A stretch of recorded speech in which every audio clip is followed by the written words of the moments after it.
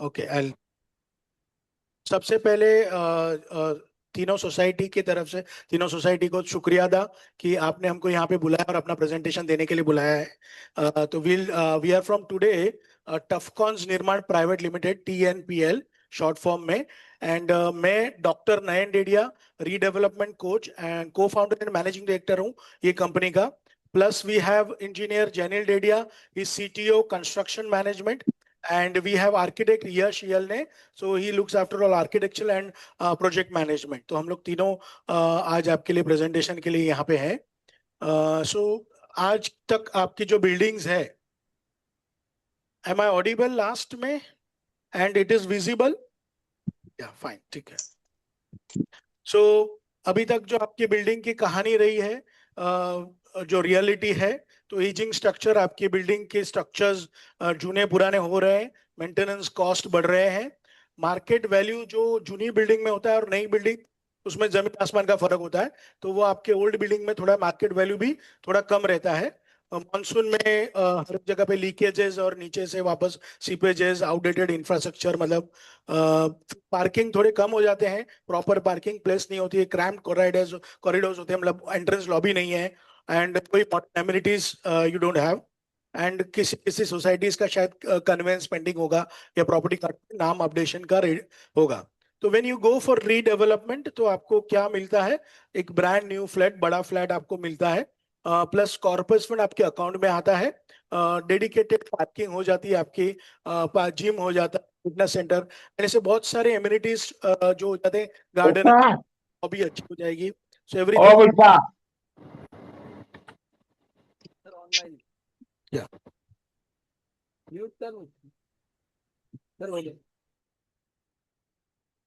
सो legal clarity, आपका documentation भी proper हो जाता है। So once you go for redevelopment, आपका प्लॉट एरिया जो भी होगा, बाउंड्री CTS के हिसाब से वगैरह, कन्वेंस में जो आपको मिला है उस हिसाब से पूरा आपका मैच हो जाता है।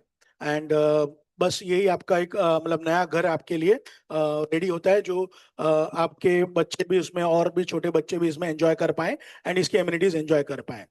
सो फिर भी आपको जो रीडेवलपमेंट में जाना है, वो बहुत सारे सवाल होते हैं, दिमाग में बहुत सारे सवाल होते हैं कि क्या मुझे रीडेवलपमेंट जाने पे सही में बड़ा फ्लैट मिलेगा? Number one. अगर डेवलपर ने कुछ देरी कर दी प्रोजेक्ट में, जैसा बोला हुआ है 4 7 5 साल, तो उससे देरी कर दी तो क्या होता है? ड्यूरिंग द कंस्ट्रक्शन एक्टिविटी में कहाँ पे जाने के लिए रहूंगा? तो ये एक सवाल होते हैं। क्या मैं रीडेवलपमेंट प्रोसेस में, जनरली रीडेवलपमेंट प्रोसेस कमेटी होती है, PMC प्रोजेक्ट मैनेजमेंट कंसल्टेंट होता है, डेवलपर होता है एंड डेवलपर की टीम होती है। तो क्या मैं इन पे भरोसा रख सकता हूँ कि क्या प्रोसेस होना चाहिए? तो उसमें भरोसा रखने लायक इनके ऊपर भरोसा रख सकता हूँ। हम रीडेवलप में बहुत सारे मेंबर्स होते हैं, तो कोई मेंबर्स के कोई टेक्निकल इश्यूज होते हैं, कोई मेंबर अग्री नहीं होते हैं, तो क्या अग्री नहीं होंगे तो हम रीडेवलपमेंट के लिए आगे कैसे बढ़ पाएंगे? एंड सबसे बड़ा क्वेश्चन कि क्या आज की डेट में हमको रीडेवलपमेंट के लिए जाना चाहिए कि नहीं जाना चाहिए? तो ये बहुत सारे सवाल प्रश्न होंगे जिसका हम ये प्रेजेंटेशन में आपको आंसर करेंगे। एंड कुछ भी रह जाए, आपको कोई भी सवाल हो तो आप लास्ट में पूछ सकते हैं। सो चैप्टर 1 हमारे बारे में थोड़ा इन शॉर्ट संक्षेप में बताते हैं कि TNPL हमारी जर्नी है, वो लगभग 2008 से चालू हुई थी। तो मैं और गायतोंडे साहब ये दो को फाउंडर थे, और उन्होंने ये कंपनी चालू की। यूजुअली हमारा इनिशियल फेज जो था वो डेवलपर्स के लिए हम लोग काम करते थे। फिर 2012 में हमने स्पेशली फॉर सोसाइटी रीडेवलप हमने चालू किया। तो दैट वाज अवर, हमने पिवट किया वहां से एंड 2012 में हमने चालू किया। 2017 में हमने जहां पे जितने भी डेवलपर के साथ प्रोजेक्ट्स कर रहे थे उसमें हम लोग ने रेजिग्नेशन दे दिया and we only targeted society redevelopment. 2017 में ही हमने सेल्फ रीडेवलपमेंट, हम लोग वन ऑफ द पायनियर हैं सेल्फ रीडेवलपमेंट में। तो हमने सेल्फ रिडेवलपमेंट में जो प्रॉब्लम होते हैं सोसाइटी को कि all services under one roof, उनको अलग अलग, कोई भी प्रोफेशनल्स के लिए अलग अलग नहीं जाना पड़े, इस तरह से हमने एक पूरा बकेट में वन स्टॉप सॉल्यूशन हमने किया। तो दैट इज वाज कि हमने वो कंसेप्ट चालू किया। एंड आज 2026 तक we have been appointed in 100 societies for their redevelopment process. तो पूरा हम लोग 100+ सोसाइटीज में we have been appointed since 2012. अगर नंबर के बारे में बात करें तो हम लोग की कंपनी 14 साल से ये बिजनेस में for redevelopment, purely for society redevelopment है। हमारे दो ऑफिसेस हैं, one is PM division and एक है आर्किटेक्चरल डिवीजन, ऐसे दो डिवीजन है। दोनों ऑफिसेस हमारे गोरेगांव ईस्ट में है and very near to highway. हमारी जो पीएमसी टीम है उसमें लगभग 30 लोगों की टीम है पूरी, एंड आर्किटेक्चरल जो टीम है हमारा डिवीजन है उसमें 15 लोगों की टीम है। प्लस हमारे लगभग we are total 5 directors as of now. It is not a one man show company और 2 मैन शो कंपनी या कोई फैमिली की कंपनी नहीं है, but it is a different individuals हैं एंड ऑल प्रोफेशनल्स हैं which have been working for last 14 years. हम लोग साथ में काम कर रहे हैं, तो ऐसे टोटल 5 डायरेक्टर्स हैं कंपनी में।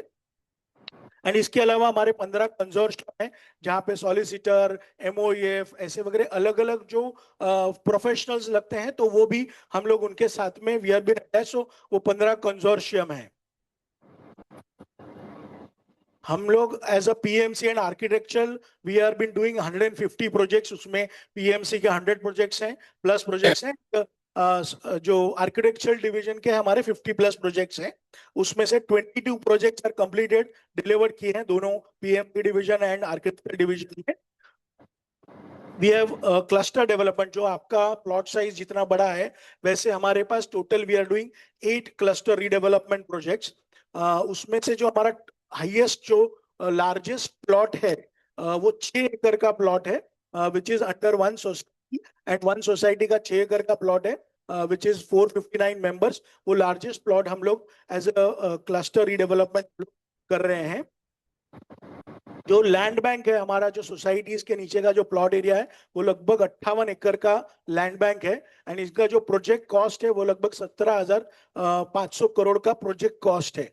एंड लगभग 5600 फैमिलीज ने हमारे ऊपर ट्रस्ट रख के हमको अपॉइंट किया है, एंड ये सब में हमारे खाते खुल गए हैं। बट एक ही चीज है जहां पे हमारा खाता नहीं खुला है, और उसके लिए हम लोग प्राउड भी फील करते हैं, वो है 0 प्रोजेक्ट स्टॉल्ड। हमारा कोई भी प्रोजेक्ट आगे बढ़ने पे, कंस्ट्रक्शन चालू होने पे कभी भी रुका हुआ नहीं है। हम लोग सेल्फ रिडेवलपमेंट प्रोजेक्ट्स भी कर रहे हैं, उसमें we are doing 11 self development projects. वहां पे हम लोग पूरा all services under one roof, designing, liaison, RCC, PMC work, पूरा फाइनेंसिंग, फंडिंग, वो सब चीज हम लोग अंडर वन रूफ प्रोवाइड करते हैं सोसाइटीज को। उसमें से 2 प्रोजेक्ट्स कंप्लीट हो चुके हैं सेल्फ रिडेवलपमेंट में। उसमें भी एक प्रोजेक्ट था जो डेवलपर छोड़ के गया था, वो हमने कंप्लीट किया है। मतलब डेवलपर बहुत सालों तक वो प्रोजेक्ट नहीं कर पा रहा, सोसाइटी टर्मिनेट ने किया, एंड वो प्रोजेक्ट आगे हमने पूरा कंप्लीट करवाया। एंड 4 प्रोजेक्ट्स हमारे ऑनगोइंग है, डिफरेंट डिफरेंट स्टेजेस पे 4 प्रोजेक्ट्स हैं। 5 प्रोजेक्ट्स अपकमिंग है जहां पे अप्रूवल्स है या प्लानिंग चल रहा है, डिजाइनिंग चल रहा है, फिजिबिलिटी रिपोर्ट चल रहा है। ऐसे टोटल 5 प्रोजेक्ट्स हैं। अभी तक हमने जो लोन डिसबर्स करवाया है ये सोसाइटीज के लिए, जहां पे हमारा ऑलरेडी 6 सोसाइटीज, तो टोटल 173 करोड़ का, 135 करोड़ का हमारा टोटल लोन अभी तक सैंक्शन एंड डिसबर्स हो चुका है। एंड प्लस अभी तक जो सेल्स रेवेन्यू हुआ है ये सेल्फ रिडेवलपमेंट में, वो लगभग 273 करोड़ का हो गया है। एंड इसमें भी जो हमारी टॉलेस्ट टावर, मतलब सेल्फ रिडेवलपमेंट में एक ही हमारा जो प्रोजेक्ट है, जो टॉलेस्ट टावर है 34 माले का बिल्डिंग है, एंड वो भी माई वन कंस्ट्रक्शन टेक्नोलॉजी में। मतलब सेल्फ रिडेवलपमेंट में एक भी प्रोजेक्ट नहीं है जो दूसरा माई वन कंस्ट्रक्शन। कंस्ट्रक्शन में 2 टाइप के होते हैं जनरली, कन्वेंशनल मेथड होता है, एक माई वन कंस्ट्रक्शन होता है। माई वन कंस्ट्रक्शन से faster and better quality output आता है। तो ये हम लोग ऑलरेडी सेल्फ रिडेवलपमेंट में भी, जहां पे कोई डेवलपर नहीं, वहां पे हम लोग ये कर रहे हैं 34 story as well as my one construction technology.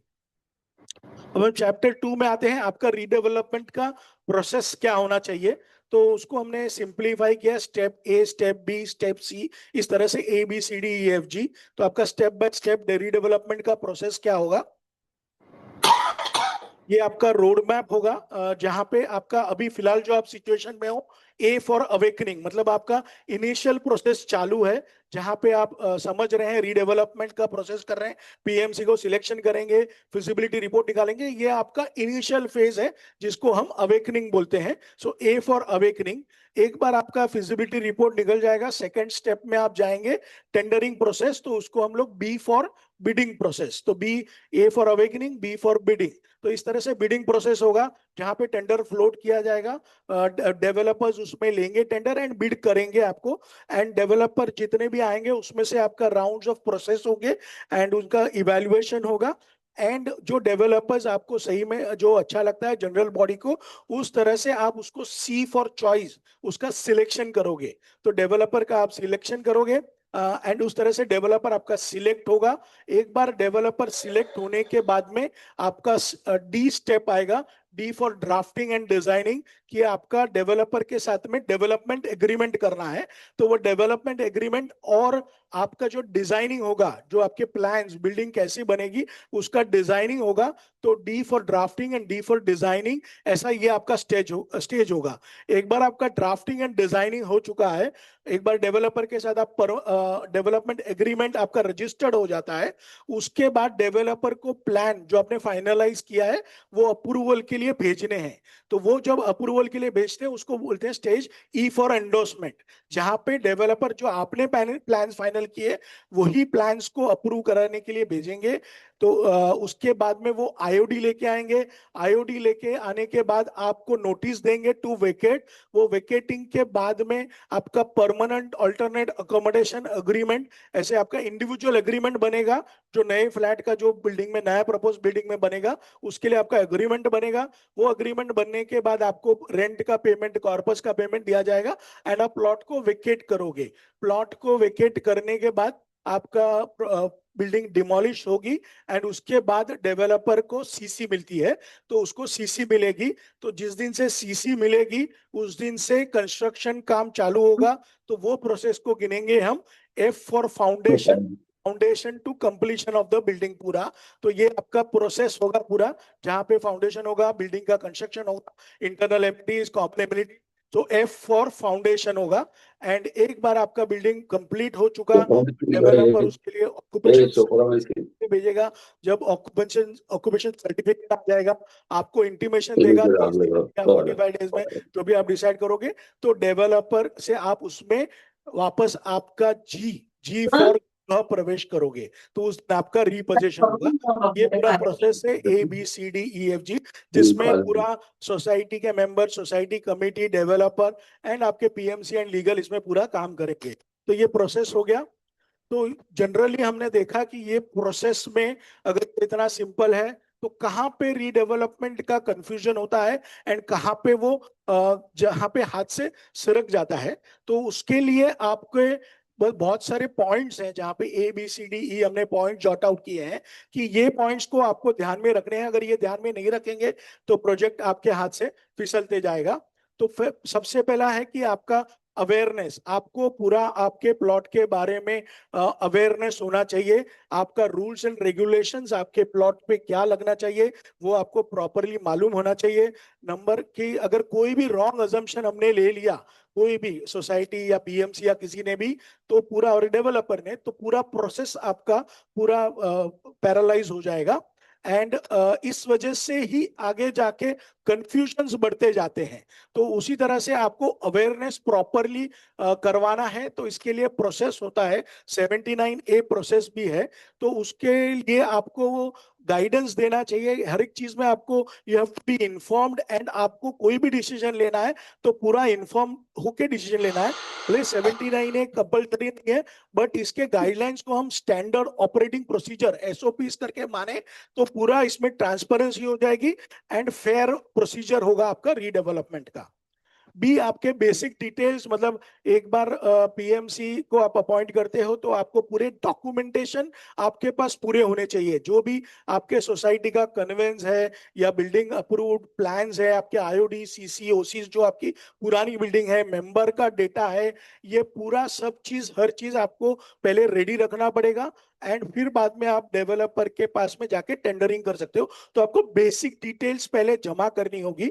And ये सब चीजें अगर नहीं होगा तो आगे जाके उसी की वजह से डेवलपर भी, अगर उसको डेटा नहीं होगा प्रॉपर, तो उसका ऑफर भी बाद में चेंज हो सकता है। सी, फिर आपका कॉम्प्रिहेंसिव, हर चीज आपका प्रॉपरली डॉक्यूमेंटेड होना चाहिए। जब आप टेंडर करोगे तो टेंडर का डॉक्यूमेंट में हर चीज क्लैरिटी से होनी चाहिए। आप जिधर भी ऑफर मंगाओगे उसका फॉर्मेट्स प्रॉपर होने चाहिए, वो फॉर्मेट हर एक जन के लिए भरने के लिए एक ही होगा, तो आपको भी एप्पल टू एप्पल कंपेयर करने के लिए इजी हो जाएगा, एंड आपको समझने के लिए कि कौन सा डेवलपर को चूज करना है वो आपके लिए प्रॉपर हो जाएगा। सो आपको सिर्फ नंबर्स पे या आपको एक्स्ट्रा एरिया, कॉर्पस फंड या रेंट क्या मिल रहा है उस पे नहीं देखना है, बट उसमें बहुत सारी चीजें होगी जो टेंडर के टाइम पे आपको मालूम पड़ेगी कि वो चीजें आपको बहुत जरूरी है। तो कॉम्प्रिहेंसिव आपका ऑफर होना चाहिए, सिर्फ extra area, corpus fund and rent पे रीडेवलपमेंट नहीं होता। डी डिलीवरी, एक बार जो आपने प्रोसेस कर दिया तो आपका डिलीवरी का टाइम होगा, डेवलपर को आईओडी लाना है, टाइम पे सीसी लाना है, तो ये हर एक चीज आपका पहले से सिंक्रोनाइज होगा, डेवलपर के साथ ओपननेस होगा, तो ही आपके पास ये प्रॉपरली डिलीवरी होगा, एंड आपका पूरा प्रोसेस स्टेप बाय स्टेप चलते रहेगा। तो कुछ भी चेंजेस हो गया तो उसको, एक बार काम चालू हो गया और आपने पहले अग्री कर लिया है तो उसको चेंज करना बहुत मुश्किल हो जाता है। तो डिलीवरी के लिए भी आपको प्रॉपरली ये प्रोसेस बाय प्रोसेस करते जाना है, एंड ये पूरा प्रोसेस में एरर्स, बहुत सारे एरर्स की जगह होती है, जो एरर्स आपको नलीफाई करने हैं या उसको मिटिगेट करना है। तो बहुत सारे कारपेट एरियाज जो मेंबर के जो आज के हैं या कल मिलने वाला है, तो वो जो एक कारपेट एरिया है वो प्लान पे बरोबर है कि नहीं, लेआउट में बरोबर है कि नहीं, वो हर एक चीज को ध्यान में रखना होगा, एंड तभी जाके पूरा आपका सक्सेसफुल रीडेवलपमेंट होता है। तो बाद में करेक्शन नहीं हो सकता है, एंड वो करेक्शन शायद आपको भरना पड़े या और किसी को भरना पड़े, बट किसी ना किसी को तो भरना पड़ेगा अगर वो प्रॉपरली ध्यान नहीं दिया। तो इसी वजह से जो हार्ड ट्रूथ है हमने ये समझा हुआ रीडेवलपमेंट में, कि रीडेवलपमेंट रुकता नहीं है, मतलब फेल नहीं होता है जहां पे, मतलब नाकामयाब नहीं होता है जहां पे कंस्ट्रक्शन रुकता है। नाकामयाब ये सिर्फ सोसाइटियों की मीटिंग में होता है। तो जो सोसाइटी की मीटिंग में आपको डिसीजन लेना है वो बहुत इंपॉर्टेंट है, और उसमें टीएनपीएल हमारी कंपनी है, वो जो कोई भी एक ब्लाइंड स्पॉट कहीं पे भी नहीं रखती है। आपको डॉक्यूमेंट का कोई कंफ्यूजन नहीं होगा, हर documentation proper drafted with proper education आपको अवेयरनेस करके दिया जाएगा। कोई भी आपको, हम लोग आपको गाइड करेंगे कि डेवलपर के सिर्फ ऑफर में ना घूमे, उसके बाद में दूसरे बहुत सारे एस्टेरिस्क मार्क होते हैं, बहुत सारे टर्म्स एंड कंडीशंस होते हैं जो यूजुअली होते हैं। एज अ डेवलपर उनका बिजनेस है तो वो लोग खींचना कोशिश करेंगे। नो प्लानिंग एरर्स, प्लानिंग को भी बहुत सारे बार उसको चेक करना पड़ता है। डिजाइनिंग प्लान अलग होता है, आरसीसी प्लान अलग होता है, एमईबी प्लान अलग होता है, तो वो हर चीज आपकी बिल्डिंग जब बनती है तो ये सब पूरा सिंक्रोनाइज प्रॉपरली होना चाहिए कि आपको वो सर्विसेज प्रॉपरली मिले। एंड फिर नो डिलीवरी कॉम्प्रोमाइजेस, की जो भी आपको क्वालिटी मिल रही है, जो आपने कमिटमेंट दिया है डेवलपर ने, वो आपको प्रॉपर मिलना चाहिए। वो चीज सब हम लोग एज अ पीएमसी देखते हैं। तो बेसिकली पीएमसी आपको कोई भी ज्यादा कॉस्ट नहीं होता है, बट ये आपके प्रोजेक्ट के लिए एक इंश्योरेंस होता है, एंड आपको बहुत सारे करोड़ों रुपया या बहुत सारे सालों तक आपका जो प्रॉब्लम होने वाला है उसको बचा सकता है। तो हर एक सोसाइटी के इसमें हर एक फैमिली का अलग अलग क्वेश्चन हो सकता है जब जाके सोसाइटी बनती है। तो इसमें कुछ क्वेश्चंस ऐसे होते हैं जहाँ की एल्डरली कपल है, तो आज हम यहाँ से घर से जाएंगे तो जहाँ पे हमको भाड़े पे मिलेगा वहां पे लिफ्ट होगी कि नहीं, वहां पे नीचे का ग्राउंड फ्लोर का फ्लैट मिलेगा कि नहीं, ये बहुत सारे प्रश्न होते हैं जिसमें आपको देखना होगा कि जो सीनियर सिटीजन है या मेंबर्स हैं तो उनको लिफ्ट वाली बिल्डिंग ये मिले, ऐसे करके जब आप जब आपका ये होगा, शिफ्टिंग होगा, तब आपको ये सब चीजें ध्यान देने के लिए we will guide you accordingly. Tough cons उसके लिए गाइड करेगा यंग फैमिली को, कि भाई मुझे मेरे बच्चों के लिए, अगर यंग फैमिली उसके बच्चे हैं, छोटे बच्चे हैं, तो उनको खेलने के लिए उनका बड़ा घर, उनका एक स्पेसिफिकली एक बेडरूम और होएगा कि नहीं होगा, तो ये सब चीजें देखना होता है। तो हमारे को when we go into a redevelopment, हमको एक एक्स्ट्रा रूम मिल रहा है कि नहीं, एक एक्स्ट्रा रूम या दो रूम, जैसे भी जैसे फिजिबिलिटी होगी तो उस हिसाब से मिल रहा है, एंड हमको पूरी ओसी ओसी आने के बाद ही हमको पोजीशन लेना है। So that is what we have to check it up. दूसरे होते हैं बहुत सारे लोगों को कि भाई मुझे कॉर्पस फंड की आगे जाके मेंटेनेंस बहुत बढ़ने वाला है, तो कॉर्पस फंड भी इतना मिलना चाहिए कि जो मेंटेनेंस मेरा कर सकूं और मुझे ये जगह छोड़ के बेच के ना जाना पड़े। तो ये जो कॉर्पस फंड कितना होगा, कैसे होगा, जो मेरे लोगों का मेंटेनेंस के लिए कैसे उसको इम्पैक्ट करेगा, तो that we will guide you according to that. And कोई भी एनआरआई मेंबर्स होते हैं, बहुत सारी सोसाइटीज में हम देख रहे हैं अभी आजकल approximately 20 to 30% are NRI members. तो वो एनआरआई मेंबर की तरफ से कौन इधर कैसे करेगा, उसको कौन हैंड ओवर करेगा उसके फ्लैट को, तभी कौन उसका सिग्नेचर करेगा। तो वो बहुत सारे इश्यूज होते हैं विच द टीएनपीएल हमारी कंपनी उसके लिए केयर करती है। तो ये बहुत सारे, कुछ भी इसमें से और भी कोई क्वेश्चन हो सकते हैं, but these are the majorly कि जिसकी जो फैमिली अलग अलग टाइप में कैटेगरी में आती होगी। तो अबाउट सोसाइटीज, आपकी सोसाइटी के बारे में आपके 3 सोसाइटीज है, समीर, सौरभ, शीतल, सीएचएसएल। वासवानी मार्ग आपका, Versova 7 bungalows, Andheri west. Gross plot area after deducting CRZ1 जो आपके प्लॉट में लग रहा है, तो उसके बाद में आपका प्लॉट लगभग 15,082 स्क्वायर मीटर होता है। टोटल 391 रेसिडेंशियल्स जो as per the data we have received, that may be some errors, I don't know. Total carpet area consumed जो अभी आपका मिला है, this is on a very prima facie. अगर एक बार we come to it, then हमको पूरा इसमें when you are going into 33/9 आपको एक मेजर एरिया करवाना पड़ेगा एंड उसका प्रोसेस करेंगे पूरा, कि जब आगे जाके इसके लिए कोई इश्यू नहीं है। बट फिलहाल हमारे पास जो डेटा है 1,42,000 अप्रोक्सीमेटली कारपेट एरिया आपका कंज्यूम्ड है। बिल्डिंग डिटेल्स, इसमें 3 बिल्डिंग है जो समीर, सौरभ, शीतल। Sameer has 138, Saurabh 120 and Sheetal has 133. All are ground plus 4 floors. Total built up area आपका 1,62,000 है एंड कारपेट एरिया इसका 1,42,000 है। सो FSI कंज्यूम लगभग आपका आफ्टर डिडक्शन ऑफ CRZ1 आपका 0.99 FSI लगभग आपका consumed as per the plans आपका जो दिख रहा है। लोकेशन प्लान, ये आपका इंटरनल जो रोड है, इसमें जो 18.3 ये प्रपोज रोड है जो अभी तक बना हुआ नहीं है, एंड ये 36.6 मीटर। तो इधर ये आपका पहला सौरभ अपार्टमेंट जहां पे हम लोग खड़े हैं, then this is Sameer apartment and this is Sheetal CHSL। DP पे जो आपका मार्किंग है CRZ1 एंड CRZ2, ये दोनों प्लॉट में इस तरह से आपका मार्किंग है CRZ1 एंड कुछ प्लॉट CRZ2 में भी जा रहा है। So tentative permissible height of nearby plots, यहाँ पे बहुत सारे प्रोजेक्ट आगे बढ़ रहे हैं, तो उन्होंने जो हाइट लिया हुआ है, तो कुछ हाइट जो यहाँ पे जो ये अपने प्लॉट के आजू बाजू में है, तो लगभग ये अप्रोक्सीमेटली 94 to 97 मीटर्स की हाइट अवेलेबिलिटी है अप्रोक्सीमेटली, यहाँ पे जो हाइट मिल रही है। तो लगभग आपका लगभग 32-33 माले तक आपकी बिल्डिंग बन जाती है।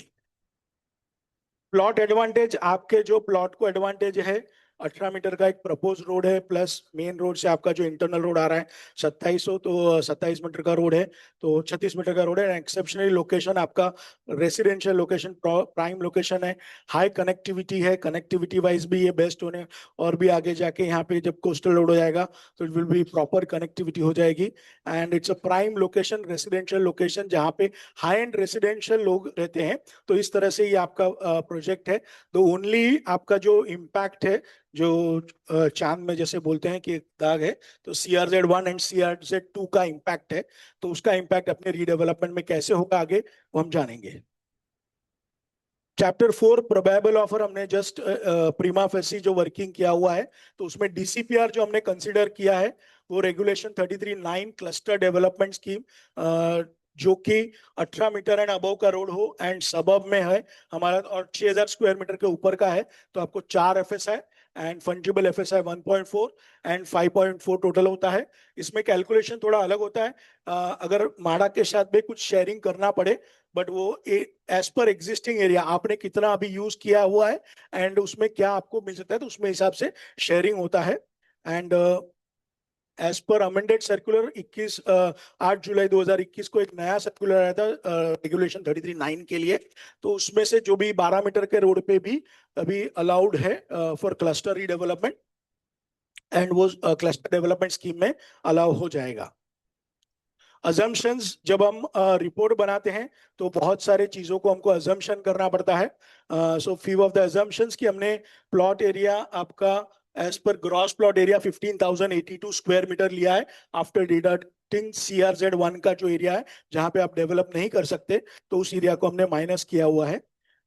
हमने सर्कुलर डेटेड 8 जुलाई 2021 का एप्लीकेबल, मतलब वहां पे समझ के हमने ये किया हुआ है, बट अभी भी ये जो CRZ 2 के लिए ये एप्लीकेबल नहीं है। As on date it is not applicable. अभी भी ये अमेंडमेंट के लिए गया हुआ है, बट वो सर्कुलर फाइनल नहीं आया है, तो उसका इम्पैक्ट आगे जाके क्या होगा। बट आज जितने भी हम CRZ 2 में भी जहां पे भी प्रपोजल कर रहे हैं, developer are very much positive कि वो लोग आगे जाके ये एप्लीकेबल हो जाएगा, तो you will get a better offer for that.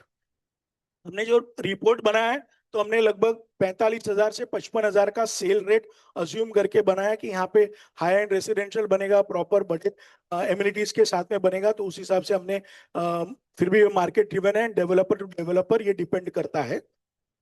Land ready reckoner rate अभी फिलहाल नहीं बढ़ा है, तो इस साल के लिए 1,21,570 उसके हिसाब से सब प्रीमियम्स आते हैं। And as per building standard, जो इंडस्ट्री स्टैंडर्ड है हमारा, उसके जैसे 30 से 40% लगभग डेवलपर प्रॉफिट का एक्सपेक्टेशन करते हैं, या तो उसका 18 साल का पर एनम का उसका IRR, जो जितना इन्वेस्टमेंट होगा उस पर इतना रिटर्न चाहते हैं। जनरली डेवलपर का, जो ब्रांडेड डेवलपर है उनका वो होता है। तो अगर ये 40%, अगर 30 से 40% नहीं बैठे, 20% से अगर नीचे बैठेगा, तो उसको हम हाई रिस्क बताते हैं। अगर 20 से 35 होगा तो उसको मीडियम रिस्क, और 35% से ऊपर अगर प्रोजेक्ट कॉस्ट पे उसका रेवेन्यू जनरेशन, उसका जो प्रॉफिट मार्जिन उतना बैठेगा, तो उसको हम लोग लो रिस्क कहेंगे। तो this is the generally industry standard है।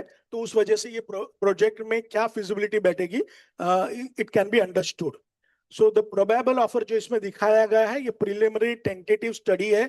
अभी तक आपका कोई भी डॉक्यूमेंट, मतलब जितना चाहिए हमको जो 33(9) के लिए, वो डॉक्यूमेंट्स नहीं है, which have not been verified.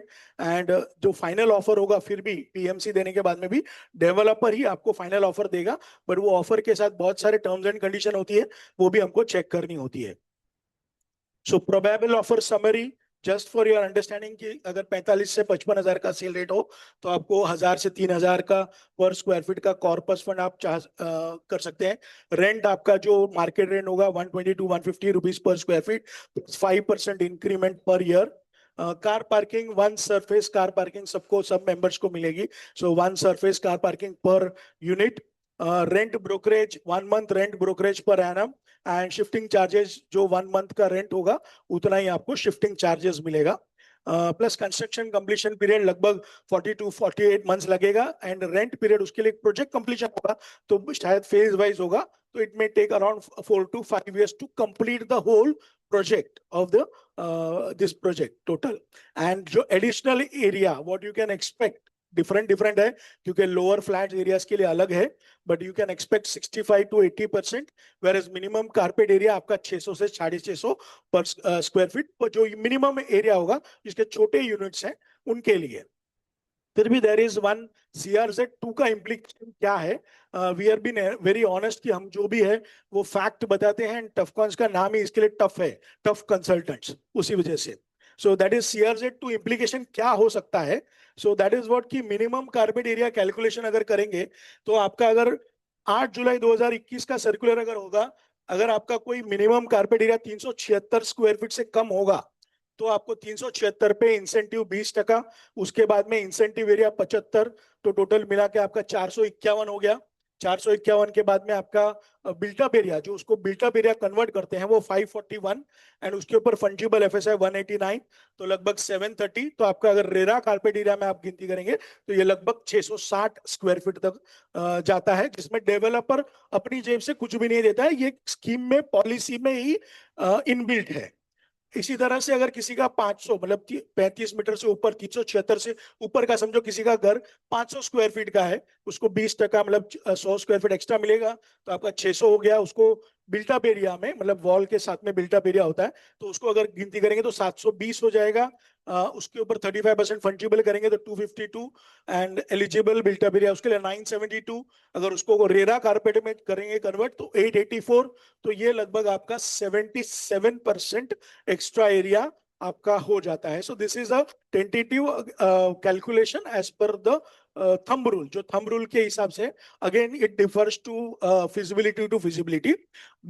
But इसमें आपका CRZ 2 का अगर इम्प्लीकेशन आता है, जो आपका कुछ एरिया पे CRZ 2 भी लगता है, तो आपका CRZ इम्प्लीकेबिलिटी में ये जो 376 है वो 300 हो जाता है. जो मिनिमम क्राइटेरिया है वो 300 हो जाता है. एंड 300 पे उसका इंसेंटिव 20 की जगह 15 हो जाएगा. उसके तो 45, तो इस मिला से आपको 508 स्क्वायर फीट का, जिसका भी 300 स्क्वायर फीट से कम है उसको 508 स्क्वायर फीट मिलेगा. एंड जिसका भी 300 स्क्वायर फीट से ऊपर के हैं, समझो 500 का है, तो उस हिसाब से आपको 805, तो लगभग 61% आपको एक्स्ट्रा एरिया मिलेगा. अभी इसमें न पूरा प्लॉट आपका CRZ 2 है, न पूरा प्लॉट CRZ 2 से बाहर है. इसमें भी कुछ परसेंटेज है. तो हमने वो भी आपका वर्कआउट किया कि plot area of all 3 societies after CRZ 1, there are 2 implication. आपका CRZ 1 जिसमें कुछ भी बांधकाम नहीं हो सकता है, CRZ 2 में आप बांधकाम कर सकते हो, बट उसके लिए रूल्स रेगुलेशंस अलग अलग है. तो आपका ये 15,000, तो आपका 100% प्लॉट अगर ये 3 सोसाइटी का हो गया, तो CRZ 2 में आपका 34% प्लॉट एरिया आ रहा है, 5,153. एंड नॉन CRZ में 9,929, ये 66% है.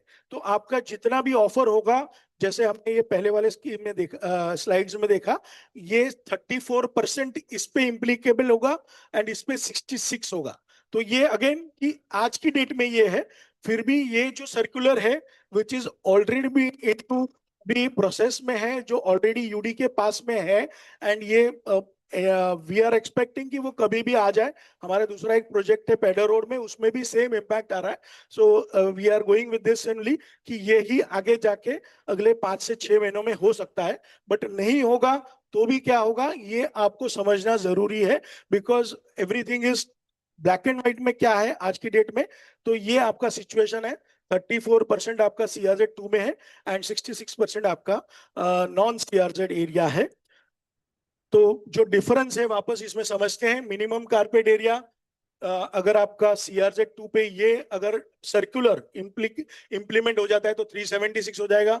On CRZ minimum plot area 300 होता है. Incentive as per plot area आपको 20% इसके ऊपर मिलता है, यहाँ पे 300 पे 15% मिलता है.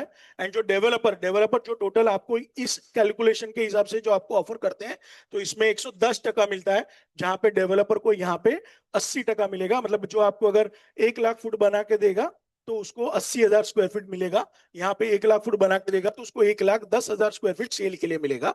एंड फिर बाकी जो बचता है वो माड़ा के साथ में शेयर होता है. तो इस तरह से इसकी एक कॉम्प्लिकेशन है, मैं इस कॉम्प्लिकेशन में नहीं जाता. बट टू एक्सप्लेन यू कि इसमें CRZ का क्या इम्प्लीकेशन हो सकता है. So when ever you go head, मैंने इसके लिए बताया कि बेसिक डिटेल अगर आपके पास नहीं होगा तो आपका पूरा रीडेवलपमेंट प्रोजेक्ट रुक सकता है आगे जाके, डेवलपर के साथ में क्लैरिटी नहीं होगी. तो that's why we have already calculate all this things. But अभी हमारा ये सवाल है कि what should society and its PMC should focus on. ये ऑफर तो डेवलपर देंगे, बेस्ट में बेस्ट कंपटीशन करेंगे, आपस में लड़ेंगे जड़ेंगे एंड आपको ऑफर करेंगे बेस्ट में बेस्ट. बट इस दरमियान सोसाइटी एंड PMC को क्या देखना है और क्या क्या करना है. तो मेरा एक सवाल है, is additional area corpus fund and rent everything for you? It is the only thing? अगर इसमें और मेरा हमारा और आपका जवाब अगर मैच होता हो तो ही हम यहाँ पे काम कर पाएंगे, वरना काम नहीं कर पाएंगे. It is very clear for us also, it is very clear for you also कि हमको सिर्फ एक्स्ट्रा एरिया मिलना ही हमारा ध्येय है. एक्स्ट्रा एरिया ज्यादा से ज्यादा मिले, वो अगर ध्येय है. और आपका आंसर अगर नो है इसमें, तो ही आप और हम एक सिंक्रोनाइज हो सकते हैं और एक पेज पे आ सकते हैं.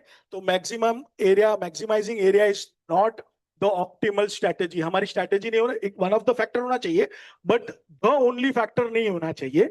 तो इसमें और दूसरा क्या लगेगा, what more matters more than the area, कि एक तो डेवलपर की क्रेडिबिलिटी, सबसे पहले कि डेवलपर की क्रेडिबिलिटी चाहिए कि जो भी आपको यहाँ पे ऑफर करे तो उसकी क्रेडिबिलिटी ऐसी हो कि आपका इसमें जो वैल्यू एडिशन हो वो आपका बढ़ते जाए.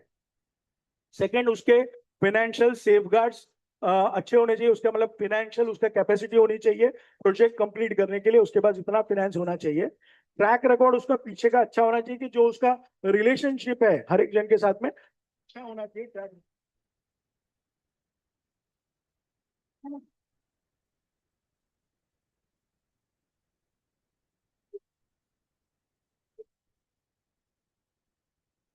आले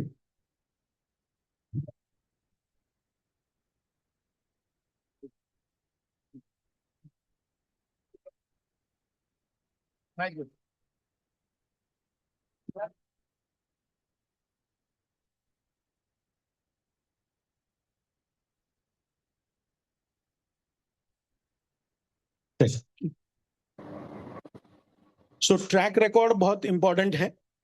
उसके बाद कॉन्ट्रैक्चुअल प्रोटेक्शंस, मतलब जो हम डेवलपमेंट एग्रीमेंट एंटर करेंगे उसमें बहुत सारे पॉइंट्स होते हैं जो हमारे सेफ्टी के हिसाब से उसमें बहुत सारे पॉइंट्स जो आपको कवर करने पड़ेंगे, वो बहुत इंपॉर्टेंट पार्ट है। तो कॉन्ट्रैक्चुअल प्रोटेक्शंस होने चाहिए।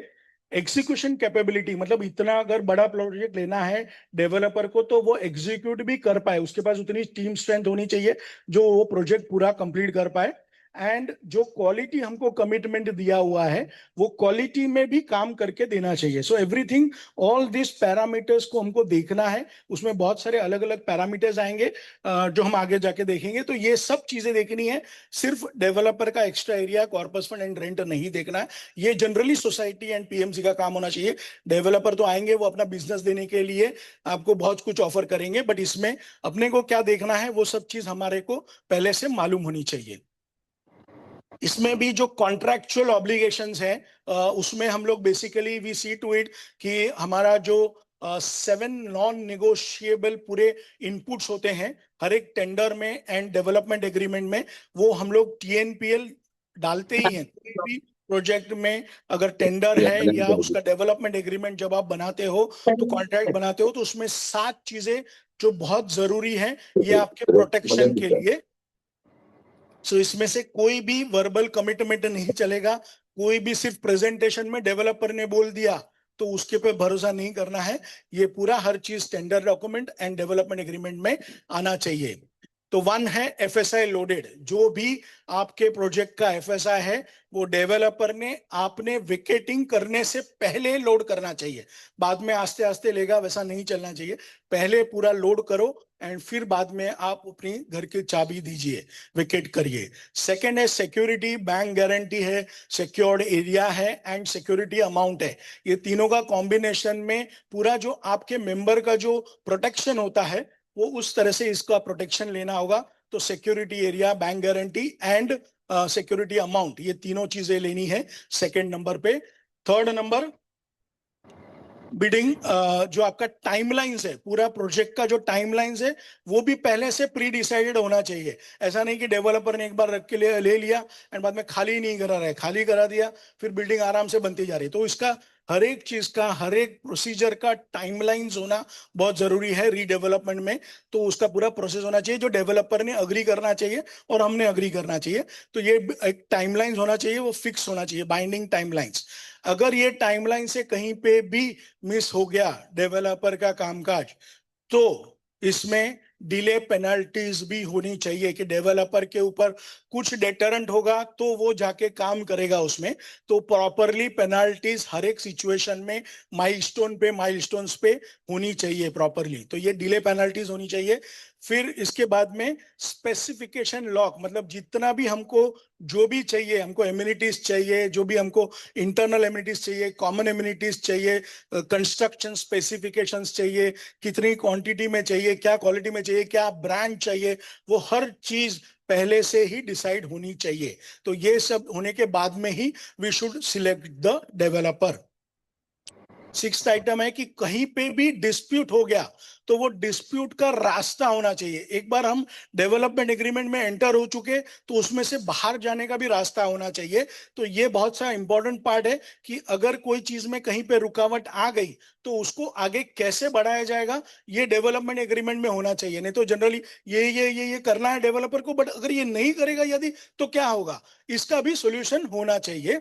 And last and the foremost कि अगर डेवलपर काम ही नहीं कर पाए, आगे ही नहीं बढ़ पाए, तो उसका termination and step in clause, ये सब पूरा प्रॉपरली एग्जिट रूट सोसाइटी के लिए, डेवलपर के लिए रिस्पेक्टेबल एग्जिट इस प्रोजेक्ट के पूरे डॉक्यूमेंट में होना चाहिए।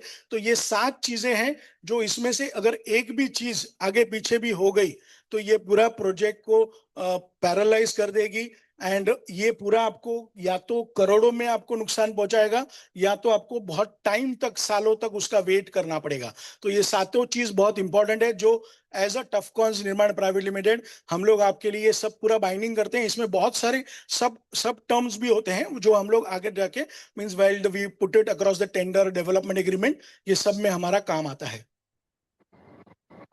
तो ये सब चीज कराने के लिए क्या हम लोग इतने वी आर केपेबल, हमारे पास इतनी टीम है कि नहीं, तो इसके बारे में जानते हैं। आवर टीम, हमारा एक्सपीरियंस एंड हमारा प्रोजेक्ट्स जितने हमने किए हुए हैं, तो टीएनपीएल की हमारी इन हाउस टीम है। उस तरह से ये पहले को फाउंडर्स हैं जयंत गायतोंडे, नयन Dedia, my self and architect Uday Kanadia, ये हम तीनों को फाउंडर है इस कंपनी के। और इसके अंडर में हमारे 6 डिपार्टमेंट है। इसमें एक आर्किटेक्चर डिपार्टमेंट, एक इंजीनियरिंग डिपार्टमेंट, एक ऑपरेशंस डिपार्टमेंट, एक बिजनेस डेवलपमेंट, एक लीगल एंड एक अकाउंट। इस तरह से हमारे 6 डिफरेंट डिफरेंट डिपार्टमेंट्स हैं।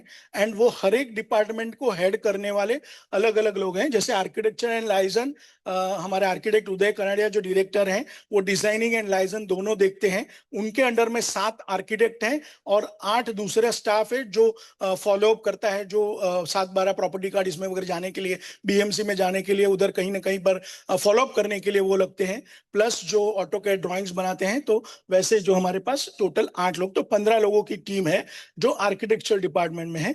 इसी तरह से इंजीनियरिंग डिपार्टमेंट है, इसमें 2 डिपार्टमेंट है। इसमें एक में हेड करते हैं इंजीनियर जयंत इनामदार, जो बिल्डिंग अच्छी बनेगी, कैसी बनेगी वो तो देखेंगे, बट उसकी स्ट्रेंथ कैसी होनी चाहिए वो हमारे Jayant Inamdar is director and stalwart है इस इंडस्ट्री के, आरसीसी कंसल्टेंट है, वीजेटी एंड आईआईटी में भी वो एज अ फैकल्टी लेक्चर्स देते हैं। एंड ये आरसीसी कंसल्टेंसी हमारा देखते हैं। Plus we have CTO engineer Jenil Dedia, who has done MTech construction management में। तो जो साइट पे जो काम होता है, क्वालिटी का काम देखना है, कंस्ट्रक्शन का टाइमलाइंस देखना है, वो पूरा जेनिल डेडिया एंड उनकी 6 जन की टीम है, वो पूरा उसको हैंडल करती है। Operations is being looked after by our CA Nupur Gaitonde, CEO of a company, तो वो हमारी कंपनी के सीईओ है। एंड उसके अंडर में 6 प्रोजेक्ट्स मैनेजर, मतलब जो हर सोसाइटी जब हमको अपॉइंट करती है तो एक रिलेशनशिप मैनेजर हम लोग उसको अलॉट करते हैं, तो 6 प्रोजेक्ट्स मैनेजर उनके अंडर में है एंड प्लस 6 सपोर्ट स्टाफ है। तो इस तरह से ऑपरेशंस में CA Nupur Gaitonde. Business development जो हमारा देखते हैं वो मदन शर्मा जी हैं, vice president of our company, and उनके अंडर में 4 लोग और भी बिजनेस डेवलपमेंट मैनेजर्स हैं। Legal team is headed by Mandar Joshi, तो इनके अंडर में और 4 लोग हैं, तो 5 लोगों की टीम है जो लीगल टीम है। And plus accounts we have a 2 people team है जिसमें अकाउंट्स के लिए लोग देखते हैं एंड उसको हेड करती है सीए नुपुर गायतोंडे। सो ये मिला के हमारी टोटल 45 लोगों की टीम है जो हम सिर्फ सोसाइटी रीडेवलपमेंट के लिए सर्विस देते हैं। हमारी एक काउंटर फोर्स स्ट्रैटेजी है, जो हमारी इन हाउस टीम है वो कैसे काउंटर फोर्स करती है डेवलपर की टीम के साथ। मतलब जब फुटबॉल खेलते हैं तो वन मैन मार्कअप करते हैं हम लोग, वन मार्कअप। तो इस तरह से हमारे पास भी टीम है जो डेवलपर के सामने जो टीम होती है, तो उसके हिसाब से बिजनेस निगोशिएशन, जहां पे भी बिजनेस निगोशिएशन आता है तो डेवलपर या उसकी बीडी टीम, मतलब बिजनेस डेवलपमेंट टीम आती है। तो we have Jayant Gaitonde as well as myself, doctor Nayan Dedia, हम लोग वो डेवलपर के साथ में, because we have been working with the developers earlier, तो हमको उनका इन एंड आउट सब मालूम है। सो वी आर निगोशिएशन में हम लोग वो एंटर करते हैं। सेकेंडली लीगल वेटिंग होगा, तो लीगल में myself and Nupur Gaitonde we look into it the factor, plus हमारे पास और we have a team of 5 legal vetting करने वाले लोग हैं। फाइनेंस कंप्लायंस होगा, पूरा finance compliance chartered accountant Nupur Gaitonde देखती है। एंड उसके अंडर में 2 अकाउंट्स हैं, तो डेवलपर की बैलेंस शीट्स है, उसका क्या कैपिटल रेशो है, कैसे है, उसका कितना स्ट्रेंथ है वो प्रोजेक्ट में, या आगे जाके भी रेरा में उसका कैसे उसका वो लोग देखते हैं कि रेरा में कैसे वो लोग अपडेट करते हैं हर एक प्रोजेक्ट को, तो उस तरह से पूरा वो कंप्लायंसेस देखते हैं। Design and layout planning is again developer का आर्किटेक्ट होता है एंड लाइजन आर्किटेक्ट होता है। तो हमारे पास जो आर्किटेक्ट उदय कनाडिया है इज डायरेक्टर एंड को फाउंडर, तो उनके पास 15 जन की टीम है। So that is what we look after that, designing and liaison. Structural consultancy जहां पे काम आती है, बिल्डिंग की जो स्ट्रेंथ होती है, तो वी हैव जयंत इनामदार, उनके पास 2 जन की टीम है। And construction quality and timelines देखना है, तो we have CTO engineer Jenil Dedia, तो he has a team of 6 individuals, तो उसके अंडर में 6 इंजीनियर्स हैं जो साइट पे काम देखते हैं. So we have a one man पूरा 1-to-1 मार्कअप पूरी टीम है हमारी. अवार्ड्स एंड रिकॉग्निशन, इतना सब काम किया है तो कहीं ना कहीं तो नवाजा गया होगा. तो वैसे इंडिया का सबसे लीडिंग न्यूज़पेपर कौन सा है? Times of India, no doubt about it. तो टाइम्स ऑफ इंडिया बहुत सालों से रियल एस्टेट अवार्ड्स कर रहे हैं. उसमें उन्होंने पहली बार पीएमसी की एक कैटेगरी इंट्रोड्यूस की, iconic project management consultant, and वो हमारी कंपनी थी. We were the first to win this award in 2023 with the hands of Mangal Prabhat Lodha. ये हमारे पास फर्स्ट 2023 में था. Second time also we got 24-25 में we got this award again in 24-25 iconic project. So consecutive second time, and as on today we are the only winner for this iconic project management consultant. Same last year में और 2 हमको awards मिले हैं 2025 में, leading redevelopment, leading PMC in redevelopment through corporate connect, and एमसीचे की तरफ से एक्सेलेंस इन रीडेवलपमेंट. इस तरह से हमको लास्ट ईयर के ये कुछ अवार्ड्स हैं. बहुत सारे रिनाउंड डेवलपर्स, मतलब जो आप मुंबई के या इंडिया के टॉप मोस्ट डेवलपर गिनेंगे तो we are all are in our network. तो ये कुछ नाम है which we are associated and in our network.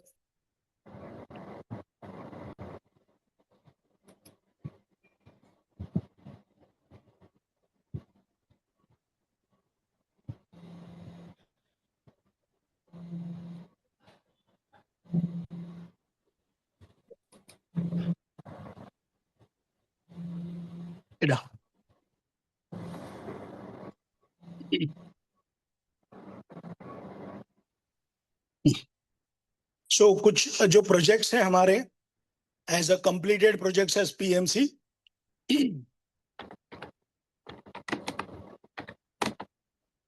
ये कुछ one some of the few projects which have been completed already delivered है. ये कुछ लार्ज साइज प्रोजेक्ट्स हैं जो हमारे चल रहे हैं, अलग अलग स्टेजेस पे हैं प्रोजेक्ट्स हैं. ये ऑनगोइंग प्रोजेक्ट्स है जहां पे कंस्ट्रक्शन अभी चालू है. ऐसे बहुत सारे प्रोजेक्ट्स हैं which are ongoing construction. These are specifically जो अंधेरी वेस्ट में हमारे प्रोजेक्ट्स हैं, इनका लिस्ट है. So already been different stages पे है. So these are the projects in Andheri west purely. ये जो 8 प्रोजेक्ट्स में जहां पे हम क्लस्टर डेवलपमेंट कर रहे हैं, ये साई बाबा नगर क्लस्टर जहां पे 7 societies. This is the first project in suburb to get the HPC and UDD clearance.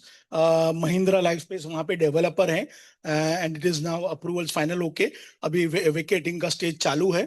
तो यहाँ पे 7 सोसाइटीज ने हमको अपॉइंट किया एंड 7 सोसाइटी साथ में जा रही है. हरिओम नगर ये एक सोसाइटी का है. योजना नगर ये अंधेरी ईस्ट में which are 5 societies together going on. फिर new Usha Nagar, this is the largest layout, 23,000 6 एकड़ का प्लॉट है. यहाँ पे 459 मेंबर्स हैं. ये पेडर रोड में जहाँ पे CRZ2 पार्ट होता है वहां पे ये एक है हमारा जो क्लस्टर डेवलपमेंट है, जहाँ पे 4 सोसाइटीज है where we are appointed in 2 societies. फिर ठाकुर विलेज क्लस्टर जहाँ पे 3 सोसाइटीज हैं. महालक्ष्मी उत्सव जहाँ पे 14 बिल्डिंगों का रीडेवलपमेंट है 7 रास्ता में. एंड उत्तरायण क्लस्टर ये अंधेरी ईस्ट में एक ही सोसाइटी है जहाँ पे वो क्लस्टर रीडेवलपमेंट कर रहे हैं. तो this is are the 8 projects है जहाँ पे क्लस्टर रीडेवलपमेंट चालू है हमारी. एक हमारी story, one of the company, जो एक प्रोजेक्ट की स्टोरी है, जो हर एक चीज को, मतलब व्हेन वी से टू द सोसाइटी की क्या करना है वो तो हर एक बताएगा, बट क्या नहीं करना है ना, ये सोसाइटी से सुनना है. ये आपकी सोसाइटी नहीं है और आपके लिए हम ये होने भी नहीं देंगे. देवर एक बार सोसाइटी को एक डेवलपर का ऑफर मिला एंड देवर एक्साइटेड. कोई पीएमसी नहीं था, कोई लीगल रिव्यू ज्यादा किया नहीं उन्होंने, एंड एक एडवोकेट रखा, उसको अपॉइंट किया एंड डेवलपमेंट एग्रीमेंट बनाया. एंड जो 7 हमने जो पॉइंट्स रखे थे उसमें से मुश्किल से 2 पॉइंट्स होंगे, 5 पॉइंट तो थे भी नहीं. एक्ट 1 वो लोग ने हाईएस्ट ऑफर करके 47% उनको एक्स्ट्रा ऑफर दिया था बोरीवली में डेवलपर में, but no FSI loaded before vacating. तो पार्ट में उसका IOD आने वाला था. तो तो नो पेनाल्टी क्लॉज, कुछ भी नहीं था, नो स्पेसिफिकेशन डॉक्यूमेंट, क्या बिल्डिंग में एमिनिटीज देंगे कुछ भी क्लैरिफिकेशन नहीं था। एक्ट 2 फाउंडेशन तो कर दिया, 12 माले भी हो गए। उसके बाद में developer run out of funds, he was underground construction halted, 12 माले तक बन के खड़ी थी, फैमिली स्टक, 7 साल तक उन्होंने अपनी जेब से रेंट भरा। कोर्ट केस किया, टर्मिनेशन किया, 4 साल टर्मिनेशन के लिए लगे एंड कोई भी पोजीशन मिला नहीं।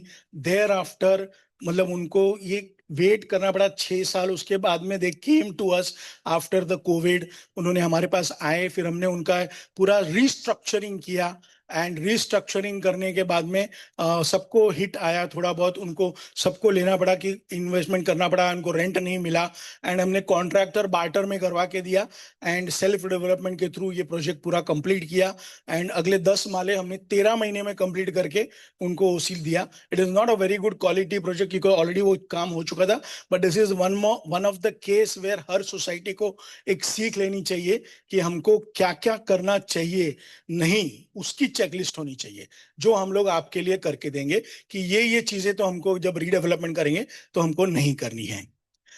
सो आपका ये प्रोजेक्ट अगर विजुअलाइज करेंगे, कंसेप्चुअल थोड़ा प्लानिंग के हिसाब से देखेंगे तो ये आपका प्लॉट है, 3 सोसाइटियों का जो प्लॉट है, 1 2 3 सोसाइटीज, ये सामने बाजू की सोसाइटीज हैं। तो यहाँ पे पहले पोडियम आपका 4 to 5 पोडियम्स, जो सरफेस कार पार्किंग होगा आपका, प्लस उसके ऊपर ई डेक, मतलब total covered and close amenities लगभग 1 लाख स्क्वायर फीट का आपका covered amenities and open amenities में ये टोटल पूरा आपका यहाँ पे ये पूरा ई डेक पूरा एमिनिटीज के साथ में हर टाइप के amenities, senior citizen area, children's play area, ऐसे बहुत सारे एमिनिटीज होंगे which you can plan it out. एक फ्लोर पूरा होगा उसके लिए एंड फिर इसका जो टोटल 30 से 32 माले में और भी 27-28 रेसिडेंशियल माले होंगे, तो ये लगभग आपका 30-32 माला 33 माले की आपकी बिल्डिंग आपकी टेंटेटिव हो सकती है। एंड उसका टेंटेटिव इलेवेशन कुछ ऐसा लगेगा, ये this is not a final, again just for your reference purpose, ये कुछ बिल्डिंग ऐसे दिख सकती है आपकी पोडियम के साथ में, पार्किंग के साथ में वगैरह, जो आपका बिल्डिंग का elevation. So this can be your, आपका विजुअलाइजेशन हो सकता है कि ये बिल्डिंग आपकी कुछ इस तरह से अलग अलग बन के दिख सकती है। सो वे फॉरवर्ड इस तरह से अभी आप आगे कैसे बढ़ पाएंगे, तो आपको वापस इसमें से एक ब्रिज आपका रोड मैप बनाना है। रोड मैप में आज जहां पे आप बैठे हो अप्रैल 2026 में ये आपका इवॉल्विंग फेज चालू है, जहां पे आप इनिशियल प्रोसेस चालू है। इस तरह से आप टेंडर फिजिबिलिटी रिपोर्ट करके टेंडर जब निकालेंगे तो टेंडर का आपका डेट लगभग FRN tendering, feasibility report and tendering आपका नेक्स्ट 3 महीनों में, तो जुलाई 2026 तक आप टारगेट रख सकते हैं। सेकेंडली फॉर एक बार आपका डेवलपर सिलेक्शन, आपका उसका इवैल्यूएशन होगा, तो आप अक्टूबर 2026 तक डेवलपर को सिलेक्ट कर सकते हैं। एंड एक बार डेवलपर सिलेक्शन हो गया तो उसके साथ में आपको development agreement and planning final करना है, तो उसके लिए लगभग आपको 4 से 6 महीने लगेंगे। तो वी हैव टेकन इसकी 6 महीने, तो अप्रैल 2027 तक आपका डेवलपमेंट एग्रीमेंट डेवलपर के साथ में फाइनल हो सकता है। एंड उसके बाद डेवलपर अप्रूवल के लिए भेजेगा, अप्रूवल में IOD आएगा, फिर आपका वेकेट होगा, MOEF होगा, MOEF क्लियरेंस होगा, CRZ2 है, CRZ2 का इसमें साथ में क्लियरेंस हो जाएगा। तो ये सब चीज के लिए लगभग 12 महीने, अगर क्लस्टर डेवलपमेंट में आते हैं HPC UDD सब आता है इसमें, माड़ा कंसर्न, माड़ा वेरिफिकेशन, ये सब प्रोसेस आपको 1 आध साल लगेगा, जहां पे आपको अप्रूवल्स और वेकेटिंग के लिए टाइम लगेगा। तो 10 महीना अप्रूवल्स के लिए, 2 महीना वेकेटिंग के लिए, तो इस तरह से आपका वेकेटिंग हो जाएगा एंड फिर आपका बिल्डिंग का कंस्ट्रक्शन चालू होगा। तो आपका लगभग अप्रोक्सीमेटली 4 इयर्स वहां से आपको बिल्डिंग कंस्ट्रक्शन, तो आप अभी तक जहां पे घर पे होगे ये लगभग 2 साल का टाइम है एंड 4 साल आपका कंस्ट्रक्शन के लिए टेंटेटिव लगेगा। तो उस हिसाब से आप अप्रैल 2032 में आप पोजीशन रीपोजीशन आपका यू कैन आप देख सकते हैं, टारगेट रख सकते हैं। तो इसमें आपका 2 इयर्स आपका प्री वेकेटिंग, मतलब आप अपने घर पे ही होगे तभी ये प्रोसेस होगा एंड फिर कंस्ट्रक्शन एक्टिविटी जो आपका पूरा बिल्डिंग बनने में, आपको पोजीशन मिलने में जो आपको लगेगा लगभग 4 years. So this will be approximately 6 year timelines. Again dependency बहुत सारी है इसमें, इफ्स एंड बट्स हैं, but this is the general timelines जो आप यहाँ पे देख सकते हैं। सो आपकी बिल्डिंग ने बहुत वेट किया है और आगे कितना वेट करना है ये आपके ऊपर है, बट आपकी फैमिलीज बहुत डिजर्व करती है एंड आपको वो स्टेप लेना है। The first step is yours. तो अपॉइंट एक पीएमसी को, वी विल थिंक दैट कि हमको ही अपॉइंट करिए, तो हमने लिख दिया है appointment TNPLS PMC. Document collection, उसके बाद में डॉक्यूमेंट कलेक्शन करके आपका जो प्रोजेक्ट फिजिबिलिटी रिपोर्ट होगा एंड टेंडर होगा, वो टेंडर हम लोग फ्लोट कर पाएंगे नेक्स्ट 3 मंथ्स में। So this will be the procedure. आगे जाकर आपका इमीडिएट स्टेप्स जो होंगे वो आपके लिए उस हिसाब से। This ends my whole presentation. So thank you very much for listening peacefully. And अभी भी कोई भी क्वेश्चन हो तो आप अभी पूछ सकते हैं। आपको कोई भी क्वेश्चन आ सकता है। मैंने कुछ क्वेश्चंस यहाँ पे डाले हुए हैं, आप कोई भी क्वेश्चन पूछ सकते हैं and you can ask me anything. या please, thank you.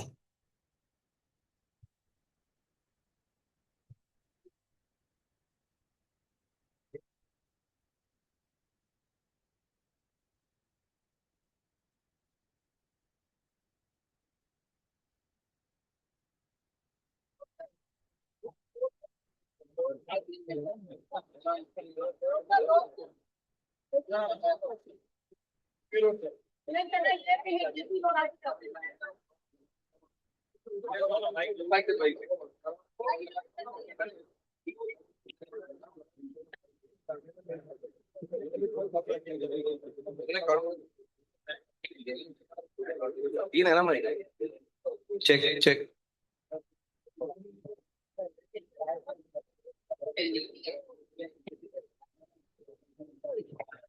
Hello sir, ये डीपी रोड के बारे में कुछ बता सकते हैं क्या आप, पीछे वाला?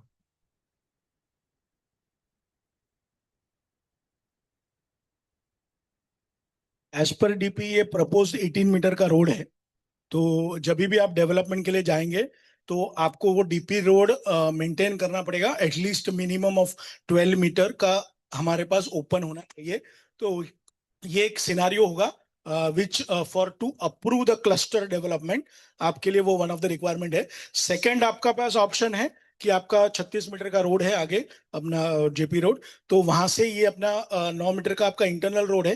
तो आपके जो कन्वेंसेस हैं उसमें जो आपका इंटरनल कॉमन रोड है उस पे आपका ओनरशिप होता है, तो आपको यहाँ से भी आपका क्लस्टर डेवलपमेंट आपको अप्लीकेबल हो जाता है। लेकिन वो तो 9 मीटर का रोड है ना सर, इंटरनल है वो। हाँ 9 मीटर है, बट आपका जो ये प्राइवेट एक ही CTS का एक ही प्लॉट है, प्राइवेट प्लॉट जो प्राइवेट इंटरनल रोड्स है। तो आपका जो डेप्थ लिया जाएगा प्लॉट का, जो रोड विड्थ लिया जाएगा अबटिंग, वो आपका, क्योंकि आपका जो इंटरनल रोड है जो ये वासवानी मार्ग है which belongs to all the societies together, तो आपका भी उसमें राइट आ जाता है। लेकिन ये डीपी रोड सर है ना, ये तो लास्ट 50 साल से ऐसे ही पड़ा हुआ है। ये लास्ट मतलब 50 साल से तो डीपी रोड ही में दिखा रहा है, लेकिन अभी तो कुछ काम हुआ ही नहीं इसके ऊपर काम हो तो। नहीं रहा है, बराबर है। 18 मीटर से है तो उसको ही डेवलप करना, that will be the ideal one. तो वो किसका टास्क है वो? डेवलपर का ही टास्क है। तो उसका कैपेसिटी होना चाहिए कि नहीं होना चाहिए उस हिसाब से? जब क्लस्टर डेवलपमेंट, आप एक बात समझिए, क्लस्टर डेवलपमेंट अप्रूवल के लिए कहां पे जाता है? Do you have any idea? किसी को मालूम है? क्लस्टर डेवलपमेंट जो अगर स्कीम है वो पास करने के लिए फाइल कहां तक जाती है? हाई पावर कमेटी उसको अप्रूव करेगी, उसके बाद में chief minister and urban development department उस पे साइन करेंगे। तो ये जब भी कोई भी डेवलपर का जो कैपेसिटी होगा वहां तक जाने के लिए, तो ये तो एक बट ऑब्वियस छोटा काम है अगेंस्ट दिस होल थिंग। तो सर ये अगर डेवलपमेंट के लिए हो जाएगा, रोड हो जाएगा। सर, सर 50 साल से तो हम देख रहे हैं यहाँ पे तो कुछ बना नहीं है। कौन बनाने के लिए आएगा? 26 से सर ये चालू है, हाँ फिर 26 में आ चुके हैं। हाँ, वो डीपी रोड खाली पेपर पे ही दिख रहा है, पेपर पे प्रैक्टिकल में वहां पे तो कुछ काम हुआ ही नहीं है, ना कोई कर पा रहा है वहां पे। बराबर। और नहीं, रोड भी ये तो डीपी है ना अभी। हाँ, तो डीपी रोड में, हाँ प्राइवेट रोड पे डीपी रोड अगर आता है तो बाय डिफॉल्ट उनको वो हैंड ओवर करना ही है। तो ये सब इसके लिए मैं बोला कि when the this cluster development scheme goes to the which department, तो वो डिपार्टमेंट को जब क्लस्टर डेवलपमेंट स्कीम अप्रूव करनी है तो ये भी अप्रूव करना ही साथ में वन ऑफ द एक्टिविटी रहेगी। सर मेरा और एक क्वेश्चन है हाँ। इम्पोर्टेंट। अभी आप 6th पीएमसी यहाँ पे आ चुके हैं प्रेजेंटेशन देने के लिए। फर्स्ट, सेकंड, थर्ड, फोर्थ, सबने जिन्होंने हमको फिजिबिलिटी के बारे में बताया, सबका वेरिएशंस आए हुए हैं। हाँ किसी का भी कॉमन नहीं है। हाँ जबकि हमारा डेटा तीनों बिल्डिंग का और हमारा प्लॉट साइज सब सेम है। हाँ। लेकिन ये डिफरेंसेस क्यों आ रहे हैं फिर फिजिबिलिटी में? कोई एक ही टाइप में क्यों नहीं बता रहे कि इस तरह का आपको फिजिबिलिटी मिलना चाहिए, ऐसा ऐसा कॉमनाइज क्यों नहीं हो रहा है? आप सबके सबके अलग अलग व्यूज आ रहे हैं, सबके अलग अलग स्टेटमेंट्स आ रहे हैं, सब सब अलग अलग तरीके से बता रहे हैं। राइट। और किसी ने तो हमको बोला कि हम कर ही नहीं सकते, किसी ने हमको तो ये भी बताया कि हम कर ही नहीं सकते। राइट। तो ऐसा हाँ। क्यों है मतलब फिर? एक तो नंबर वन, आप फिजिबिलिटी रिपोर्ट कहाँ से भी कराएंगे, जहां से भी कराएंगे, जितने भी कंसल्टेंट से कराएंगे, हर एक का अलग अलग व्यू होता है। उसी तरह से डेवलपर, क्यों डेवलपर फिर एक ही ऑफर नहीं देते हैं? रीजन क्या है? आपने देखा कि कहीं पे भी अगर टेंडर आया हुआ है कोई भी सोसाइटी में, तो ए डेवलपर ने भी 50% दिया है, बी ने भी 50 दिया है, सी ने भी 50 दिया है, डी ने भी 50 दिया, ऐसा होता है? नहीं होता है। इसी तरह से हर एक डेवलपर का व्यू अलग होता है, इसी तरह से हर एक पीएमसी का व्यू अलग होता है। अभी वो व्यू में उन्होंने क्या क्या लिया हुआ है, क्या क्या नहीं लिया, वो इंपॉर्टेंट है। कि डेवलपर की जो स्टैंडर्ड है उसका, कि उसको क्या क्वालिटी लेना है और किस भाव में वो वहां पे बेच पाएगा, और उसको उस चीज के लिए कितना खर्चा करना पड़ेगा। तो वेरिएबल क्या है? तीन चार चीज वेरिएबल है: construction quality and cell rate.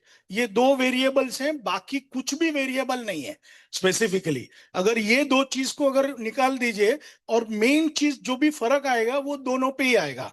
तीसरे चीज में फर्क आएगा तो या तो किसी प्रोफेशनल को वो कॉस्ट नहीं लिया है, या वो प्रोफेशनल ने कॉस्ट कम ज्यादा लिया हुआ है, या उसका अजम्पशंस अलग है, डेवलपर का अजम्पशन अलग है, दोनों का सबका अलग अलग है।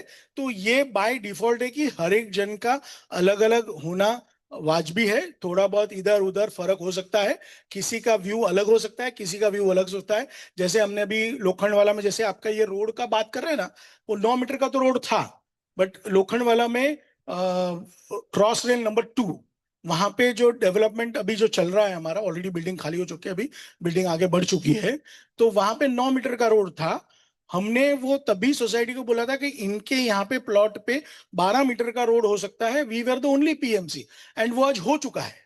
एंड 12 मीटर का रोड डेवलपर ने आके पहले वो कराया, एंड उसका वो स्कीम दूसरा, उसके 3311 उसके लिए स्कीम पास हुई। तो ये सब चीजें होती हैं कि क्या देख सकते हैं आप, किस वजह से, किस तरह से आप कर सकते हो। तो हर एक कंसल्टेंट का अलग अलग व्यू हो सकता है। Everybody may be somebody may be right or somebody may be wrong also, but it is their view. We cannot change that view. तो हमको किसके साथ जाना चाहिए लेकिन फिर? वही तो मेरा क्वेश्चन है सर। वेरिएशन इतने आ रहे हैं कि हमको समझ में नहीं हम किसके साथ जाना चाहिए, किसके साथ नहीं जाना चाहिए। एग्जैक्टली ये किस क्वेश्चन किस आपका बहुत इंपॉर्टेंट है। यही क्वेश्चन आपने पूछना चाहिए। आपने वापस वही पूछा जो मैंने आपको पूछा था: is additional area everything?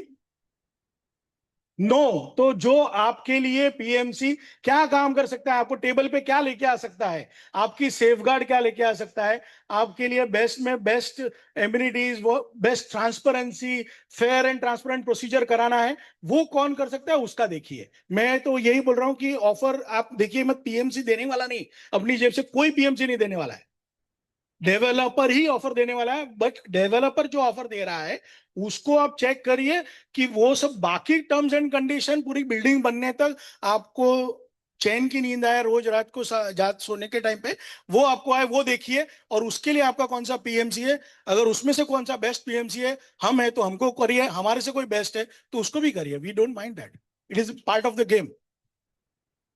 Okay. Sir एक क्वेश्चन ऑनलाइन ऑनलाइन ले सकते हैं, ऑनलाइन क्वेश्चन एक।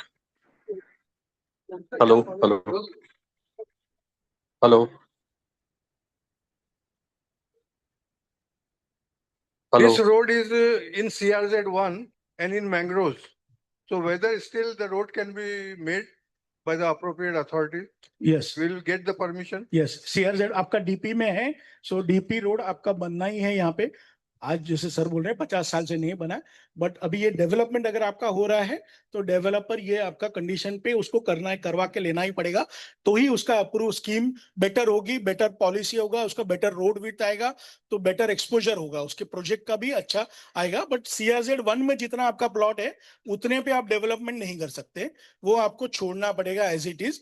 CRZ2 में अगेन उसमें कौन से स्कीम एप्लीकेबिलिटी होती है वो आपको देखना है, एंड उसके हिसाब से आपको डिसीजन लेना है। बट दिस इज यस कि आपका रोड उसमें होता है, कोस्टल रोड ही बन रहा है पूरा सर। तो इसका एक एग्जांपल वही है कि सी में से ही बन रहा है पूरा कोस्टल रोड, तो मैंग्रोव सब चीज आ गया उसमें। तो वो तो ठीक है, that is one part and parcel. जब डीपी होता है, डेवलपमेंट होता है, तो ये सब चीजें होती है साहब। सर, आपने जो एक्सप्लेन किया विथ योर एक्सपीरियंस 33/9 का, वो मेरा सवाल था, बट आपने वो ऑलरेडी क्लियर किया, बिकॉज सेम क्वेश्चन मैंने ये कल भी पूछा था और आज भी पूछने का था, बट आपने क्लियर कर दिया कि it is possible that 20% vote आपने जो बताया उसके बाद उस पर कितना भी परसेंटेज मिलेगा from builder. My second question was related to CRZ।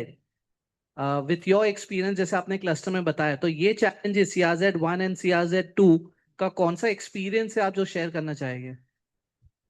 I'll tell you why I'm asking, because हमारा अभी जो सिलेक्शन क्राइटेरिया होएगा for PMC is their experience, which I think is important, that experience कितना है उसको cluster में and experience कितना है उसको CRZ में, and clients तो सबके पास almost same है। Okay, now experience really count। तो आप अपना एक्सपीरियंस शेयर करिए related two cluster redevelopment and CRZ1 and CRZ2, so that it's easy for us to shortlist PMC। CRZ2 या CRZ1, CRZ1 का कोई भी मतलब एज ए क्लस्टर डेवलपमेंट हमारा कोई प्रोजेक्ट नहीं है। क्लस्टर CRZ1 में एक पार्ट जो प्लॉट आता है वहां पे अभी हमारा एक डेवलपमेंट का चालू है, बट वो प्लॉट हम उतना छोड़ रहे हैं। अभी बेनिफिट आपका इसमें ये है कि व्हेन यू आर CRZ1 में आपका लगभग कुछ 1700, 1800, 1900 मीटर कुछ जा रहा है, कुछ 2000 मीटर, तो वो आपका प्लॉट जाने के बाद आपका माड़ा शेयर नहीं आने वाला है। तो ये आपका ब्लेसिंग इन डिसगाइज है कि CRZ1 होना एक ब्लेसिंग इन डिसगाइज हो गया, तो आपका माड़ा का शेयर उतना कम हो जाता है। तो ये फर्स्ट पार्ट हो गया। CRZ2, yes, we are doing Peddar road में है, जो जसलोक हॉस्पिटल के बाजू में है, जहां पे there are 4 societies going together, and उसमें 2 सोसाइटीज में हम लोग हैं अपॉइंटेड एंड 2 सोसाइटीज में other 2 PMCs are appointed. That project is partly affected by CRZ2। जैसे कि आपका प्लॉट है, यहाँ पे 34% इफेक्टेड है, वहां पे 15% है।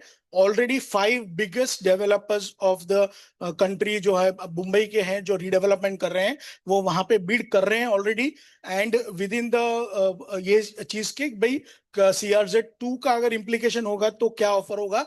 CRZ अगर ये 8 जुलाई 2021 का अगर सर्कुलर अगर इंप्लीमेंट हो जाता है CRZ2 एरिया पे, तो क्या ऑफर होगा। ये society end developer and PMC हम लोग तीनों एक ही पेज में हैं उनके साथ में। तो ये हम लोग आयोजन कर रहे हैं क्लस्टर में। और दूसरे बहुत सारे प्रोजेक्ट्स हैं, जैसे मैंने आपको बताया ऑलरेडी द नंबर 1 जो प्रोजेक्ट है, जो फर्स्ट सबब का जो क्लस्टर डेवलपमेंट सोसाइटी के लिए अप्रूव हुआ है, वो साई बाबा नगर 7 सोसाइटीज का साथ में मिलके, पहले 5 थी, फिर 6 और 7, अभी 7 लेटेस्ट में अभी 3 महीने पहले हुई है। बट इसका पूरा अप्रूवल्स HPC UDD सब कुछ आ चुका है। एंड ये अक्रॉस द रोड 2 प्लॉट्स हैं जहां पे भी ये क्लस्टर हो रहा है। इवन पेडर रोड में भी अक्रॉस द 2 प्लॉट्स है। तो इसमें बहुत सारे क्लस्टर में चेंजेस होते हैं, जिसके लिए मैंने आपको ये पूरा डिटेल में बताया हुआ है कि CRZ में आपको क्या इंप्लीकेशन होगा, CRZ में आपका क्या इम्पैक्ट होगा आपका अगर प्लॉट जाता है आगे जाके। 8 जुलाई 21 का सर्कुलर अगर इंप्लीमेंट नहीं होता है तो आपको प्रोपोर्शनेट कैसे होने वाला है, वो भी सब मैंने आपको I have already shown to you. So this is what we bring into it, क्योंकि हम लोग क्लस्टर न्यू उषा नगर में हम लोग ही as an architect we are putting up the file for cluster architect also. तो जो 23,000 मीटर का बड़ा प्लॉट है which we are doing proposing. Okay, just आपका प्रेजेंटेशन टू बी ऑनेस्ट बहुत सही था। आई एम श्योर सबको अच्छा भी लगा रहेगा, because you have shown some visuals and related to our plot. Thank you. Question is related to slides what you have shown. First is the top management जो आपने बताया, वो इन हाउस टीम है कि आपकी JVs है related to other companies, और ये सारे कौन से है?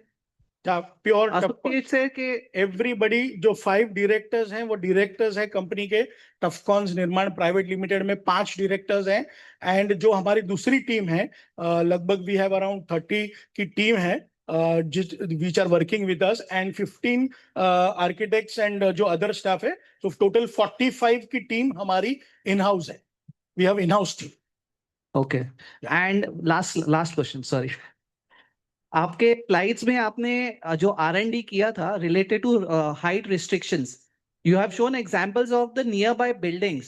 तो आपने एक assumptions लिया है और you gonna plan to do the aviation studies के कितना height मिलेगा, because आपका स्लाइड में ऐसा बताया कि साइड्स में कितनी सारी बिल्डिंग्स है, जो कौन कौन सी हाइट रिस्ट्रिक्शंस गई है, उस पे आपका वर्कआउट किया है कि आपने जस्ट एक एग्जाम्पल लेके सिर्फ स्लाइड में बताया? नहीं, ये जो हमने स्लाइड्स दिखाई है इसमें आजू बाजू के प्लॉट्स पे ऑलरेडी डेवलपमेंट चालू हो चुका है, जहां पे डेवलपरों ने ये हाइट ली हुई है ऑलरेडी। दिस इज बीन मतलब चारों बाजू से कि किधर, क्योंकि क्या होता है कि हाइट आपको एक ही, सबकी एक ही है, बट उसमें से आपका सी से ऊपर कितना लैंड है वो उतना माइनस होता है, तो वो आपका टोटल नेट हाइट आ जाती है। नहीं, हमारे प्लॉट का फिर कितना रहेगा वो आपने स्टडी किया क्या? नहीं, अभी ये स्टडी के लिए आपको सैटेलाइट सर्वे करवाना पड़ेगा, सैटेलाइट कोऑर्डिनेट्स लेने पड़ेंगे, वो बट तो करवाया है शायद। सैटेलाइट सर्वे करवाया तो आई डोंट नो, तो वो है। Sir, I have a question. हाँ। You mentioned about variation in offers with the builders, हाँ। right? हाँ। But the DCPR actually gives a exact calculation which says 35 meters of minimum area plus incentive, and incentive depends on the plot size, which could be minimum 6,000 square meters, uska X incentive, and then if it is beyond 10,000 meters, uska Y incentive. And then you add the fungible. Can you explain this formula? हाँ, तो उसका formula ऐसा है कि आपका plot area, now again इसमें दो type का है। There are two types. One is कि देयर इज 8 जुलाई सर्कुलर है जिसमें अमेंडेड है 33(9) को अमेंडेड सर्कुलर, उसमें और ज्यादा बेनिफिट दिए गए, हम उसको फिलहाल पकड़ते हैं। तो अगर फर्स्ट ऑफ ऑल उसको करते हैं, अगर आपका प्लॉट 5,000 से 10,000 स्क्वायर मीटर के बीच में आता है, जो सबब में 6,000 और 10,000 के बीच में आएगा, तो आपका जितना भी एरिया है और मिनिमम क्राइटेरिया एरिया है उस पे आपको 15% इंसेंटिव मिलता है। आपका प्लॉट 10,000 और 20,000 मीटर के बीच में, मतलब आपका तीनों सोसाइटी का मिलके प्लॉट 10,000 मीटर से 20,000 मीटर के बीच में आता है, तो आपको 20% इंसेंटिव उसके ऊपर मिलता है, मतलब 376, उसके ऊपर 20%। अगर ये और भी सोसाइटीज 370, समझो कि आपका 20,000 मीटर से 50,000 मीटर, मतलब अप्रोक्सीमेटली 2 लाख से लेके 5 लाख स्क्वायर फीट तक आपका प्लॉट एरिया अगर गया यदि, तो आपका इंसेंटिव 25% और 5% बढ़ जाएगा। ये आपका जनरल आपका फॉर्मूला है। बट सीआरजेड जहां पे इम्प्लीकेशन है, जहां पे CRZ-2 जहां पे इम्प्लीकेशन है, वहां पे ये चीज जो आपका अप टू 10,000 स्क्वायर मीटर कोई इंसेंटिव नहीं है। 10,000 से लेके 20,000 पे 15% इंसेंटिव है। सो वो इंसेंटिव 20% के बदले 15% इंसेंटिव हो जाता है आपका प्लॉट एरिया पे। अगर आपका इसमें पार्टली, अगर आपका प्लॉट CRZ में इंप्लाई करता है, तो ये आपका क्लैरिफिकेशन है फॉर इंसेंटिव पर्पस। अभी स्टेप बाय स्टेप इसमें कैलकुलेशन कैसे होता है। कारपेट एरिया का डेफिनेशन एक तो क्या है, कारपेट एरिया का definition includes your balcony also. तो आपका जो कारपेट एरिया इंक्लूडिंग बालकनी है, ये एक ही स्कीम है, प्लस 33(7) है और 33(5) माड़ा, ये तीन ही स्कीम है जहां पे इंक्लूडिंग बालकनी आपका कारपेट एरिया इंक्लूड होता है। अदरवाइज कोई भी स्कीम में आपका balcony is not a part of carpet area if it is not a part of FSI, बराबर। फ्री ऑफ FSI नहीं है तो वो आपका पार्ट नहीं होगा। बट 33(9) में आपका जो कारपेट एरिया गिना जाएगा वो बालकनी के साथ में गिना जाएगा, पहले वो होगा। इसके बाद में जो एक और एक एरिया है जो हम सर्वे में यूजुअली कराते हैं कि आप अपने फ्लैट से बाहर जाते हो तो आपका कॉमन पैसेज आता है आपके फ्लैट के बाहर, तो वो जो पैसेज का एरिया जितना होता है वो फ्लोर पे कितने फ्लैट है उस पे डिस्ट्रीब्यूट भी होता है। ये आपका कारपेट एरिया होता है, जो हमने यहाँ पे कैलकुलेशन में नहीं लिया क्योंकि हमारे पास वो डेटा नहीं है, बरोबर। ये सेकंड हो गया। इसके बाद में आपका कारपेट एरिया होने के बाद में आपका इंसेंटिव आता है जो 15, 20, 25% जैसे भी होगा वो आपका ऐड होता है। वो इंसेंटिव होने के बाद में एक थंब रूल होता है माडा का कि वो 20% ऐड कर देते हैं बिल्टअप एरिया के लिए। तो आप जो भी एरिया आया आपका 376 प्लस आपका जो कॉमन एरिया प्लस आपका 20% इंसेंटिव, वो टोटल मिला के जितना भी आया उसको आप गुणाकार कर दीजिए 1.2 से, तो आपका 20% बढ़ गया इसमें। तो वो 20% आपका बिल्टअप एरिया हो गया। अभी बिल्टअप एरिया पे आपको फंजिबल एफएसआई मिलता है, तो 35% फ्री ऑफ कॉस्ट है आपका, जिसमें डेवलपर को कोई कॉस्ट नहीं आता है, बट इट इज ऑप्शनल। वो आपको देना चाहे तो दे सकता है, नहीं देगा तो उसको सेल में नहीं मिलेगा। तो ये 35, ये तो मिनिमम देना ही है आपको, जितना अभी तक मैंने बताया वो देना है। फंजिबल से आगे उससे कम तो डेवलपर दे ही नहीं सकता, उसकी स्कीम ही पास नहीं होगी। अभी 35% इसके ऊपर फंजिबल होगा, तो टोटल मिला के आपका ये एरिया जो होगा वो बिल्टअप एरिया में आएगा।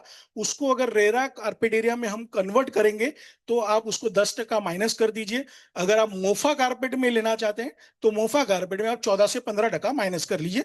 तो ये आपका मोफा कारपेट और रेरा कारपेट हो गया। मोफा कारपेट और रेरा कारपेट मालूम है सबको? यस, अभी तक Yes. तो मालूम हो गया, 5 पीएमसी आ गए।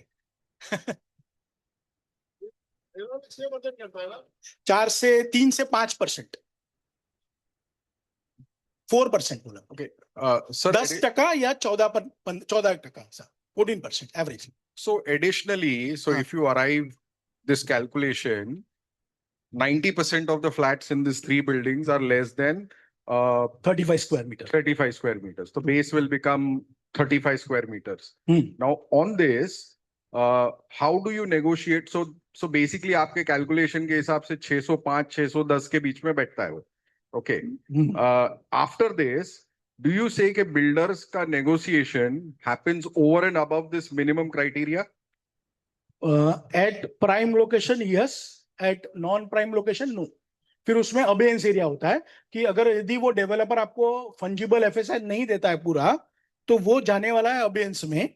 तो बहुत सारे डेवलपर जैसे कि सबब में हम जाते हैं, बोरीवली में, कांदीवली में, तो जहां पे डेवलपर ये पूरा एरिया पास ऑन नहीं कर पाते बिकॉज सेल रेट वहां पे उतना नहीं है, उसको cost of construction and everything, तो वो कॉस्ट ऑफ कंस्ट्रक्शन चार्ज करके वो एक्स्ट्रा एरिया दे सकते हैं जो वेस्ट होने वाला है, तो उतना एरिया जिसको हम अबेयंस एरिया बोलते हैं।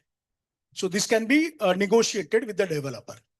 So over and above this minimum benchmark, you say that we can negotiate for a higher area from his incentive plus his this thing. How much will we get? Yes, it can be done. It can be or cannot be. दोनों चीजें हैं. It's a Developer to negotiation. developer. It's a negotiation. Negotiation. It is a Yeah, it's a negotiation. negotiation. But बहुत बार अभी ये भी होता है कि ये भी नहीं देते हैं मिनिमम। मैं वही बोल रहा हूँ कि बहुत बार ये मिनिमम भी नहीं मिल रहा है। ये मिनिमम आपका क्राइटेरिया है, but it is not compulsory to give you. यहां तक कंपल्सरी है आपको देने के लिए, यहां तक कंपल्सरी है, ये लाइन तक। इसके बाद ये ऑप्शनल है, जो Got it. डेवलपर में गिव लेसर फ्रॉम दिस, और उसके फिर पूरा हाई देगा तो सेल एफएसआई में भी जाएगा, बट ये ऑप्शनल है। तो यहाँ पे बहुत सारी सोसाइटीज में ये नहीं मिलता है, तो वहां पे वो एट अ डिस्काउंटेड रेट बहुत देते हैं। That is called abeyance area का डिस्काउंट।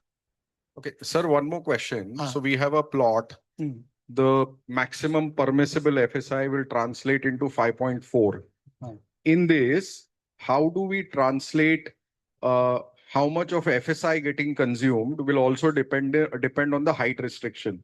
So any idea हमारे इधर now there is various thing 94 meter height, 103 meter height, 120 meter height. Exactly height restriction कितना है? Because if we are consuming the full 5.4, then we have room to negotiate. So कितना height, you know, if you've studied it, कितना height restriction है यहाँ पे? वही height restriction का वो इसके लिए स्लाइड बताया कि आपको यहाँ पे सैटेलाइट सर्वे करवाना पड़ेगा, एंड आपको क्या यहाँ पे हाइट मिल सकती है पर्टिकुलर टू योर प्लॉट, वो आपको देखना पड़ेगा। बट यहाँ पे जो आजू बाजू में जो अपने को हाइट मिल रही है वो लगभग यहाँ पे 103 माइनस 5.73, ये आपका साइट एलिवेशन जो आपका AMSL होता है, तो आपका नेट हाइट 97.89, तो 32 स्टोरी ये ऐसा अगर ये आते हैं तो यहाँ पे 98.46 माइनस 4.22, सो 94.24, 103 माइनस 6 तो 97.6। तो इस तरह से ये लाइन में 97 है, ये लाइन में 91 टू 94 है। तो वॉट एवर हाइट आपको यहाँ पे पहले ये जो AMSL है 4.22 दिख रहा है, इसमें 5.73 दिख रहा है, 6.032 दिख रहा है, ये हमको हमारा प्लॉट अबव मीन सी लेवल कितना है वो देखना पड़ेगा। उसका सैटेलाइट सर्वे होगा, वो सैटेलाइट सर्वे पे व्हाट विल बी द, फिर उसमें अपने को एप्लीकेशन करना है कि हमको ये मैक्सिमम हाइट कितनी मिलेगी, 95 मिलेगी, 98 मिलेगी या 103 मिलेगी। तो ये इतनी हाइट मिलेगी अपने प्लॉट पे, वो चेक करना पड़ेगा, उसके लिए एप्लीकेशन करना पड़ेगा। तो आपको ये पूरा नेट हाइट जैसे इन्होंने निकाला वो अपने इस प्रोजेक्ट के लिए हम निकाल सकते हैं। बट टेंटेटिवली क्या होता है कि अगर ये हाइट में समझो कि 32 स्टोरी में इंक्लूडिंग पोडियम नहीं होता है, तो डेवलपर क्या करते हैं कि इवन चार बंगला में भी आपका हाइट 70 मीटर से ऊपर नहीं जा रहा है, तो developers are going underground also. तो दैट इज अगेन ऑप्शनल है कि वो बेसमेंट जाते हैं, पार्किंग बेसमेंट में जाएंगे, बट वो एफएसआई तो पूरा कंज्यूम करेंगे ही कोई भी। तो आप उसके लिए निश्चिंत रहिए कि डेवलपर कोई भी एफएसआई कंज्यूम करेगा। अगर वो 5.4 से एफएसआई कंज्यूम नहीं करेगा तो उसको सिर्फ फंजिबल नहीं मिलेगा, 4 तो पहले मिलेगा, फंजिबल ऑप्शनल है, सेकंड है। तो it is not 5.4 FSI, it is 4 FSI first. तो माड़ा अपना शेयर लेके जाएगी फिक्स, फिर फंजिबल कम हो जाएगा। तो इसके लिए कि 5.4 एफएसआई कंज्यूम करना जरूरी है ये प्लॉट पे, तो ही आपका प्रोजेक्ट आगे बढ़ेगा और ये इसमें कंज्यूम भी हो जाएगा, कोई इशू नहीं है वैसे। Sir, one last question. Hmm. Does basement, Hmm. now we've seen basements going down 4 levels, 5 levels as well now. Hmm. यहाँ पे एक बिल्डिंग बन रही है आगे रुस्तम जी की, it's got 5 levels of basement. Is there a restriction on CRZ, including area of, that CRZ1, which is a buffer zone, Hmm.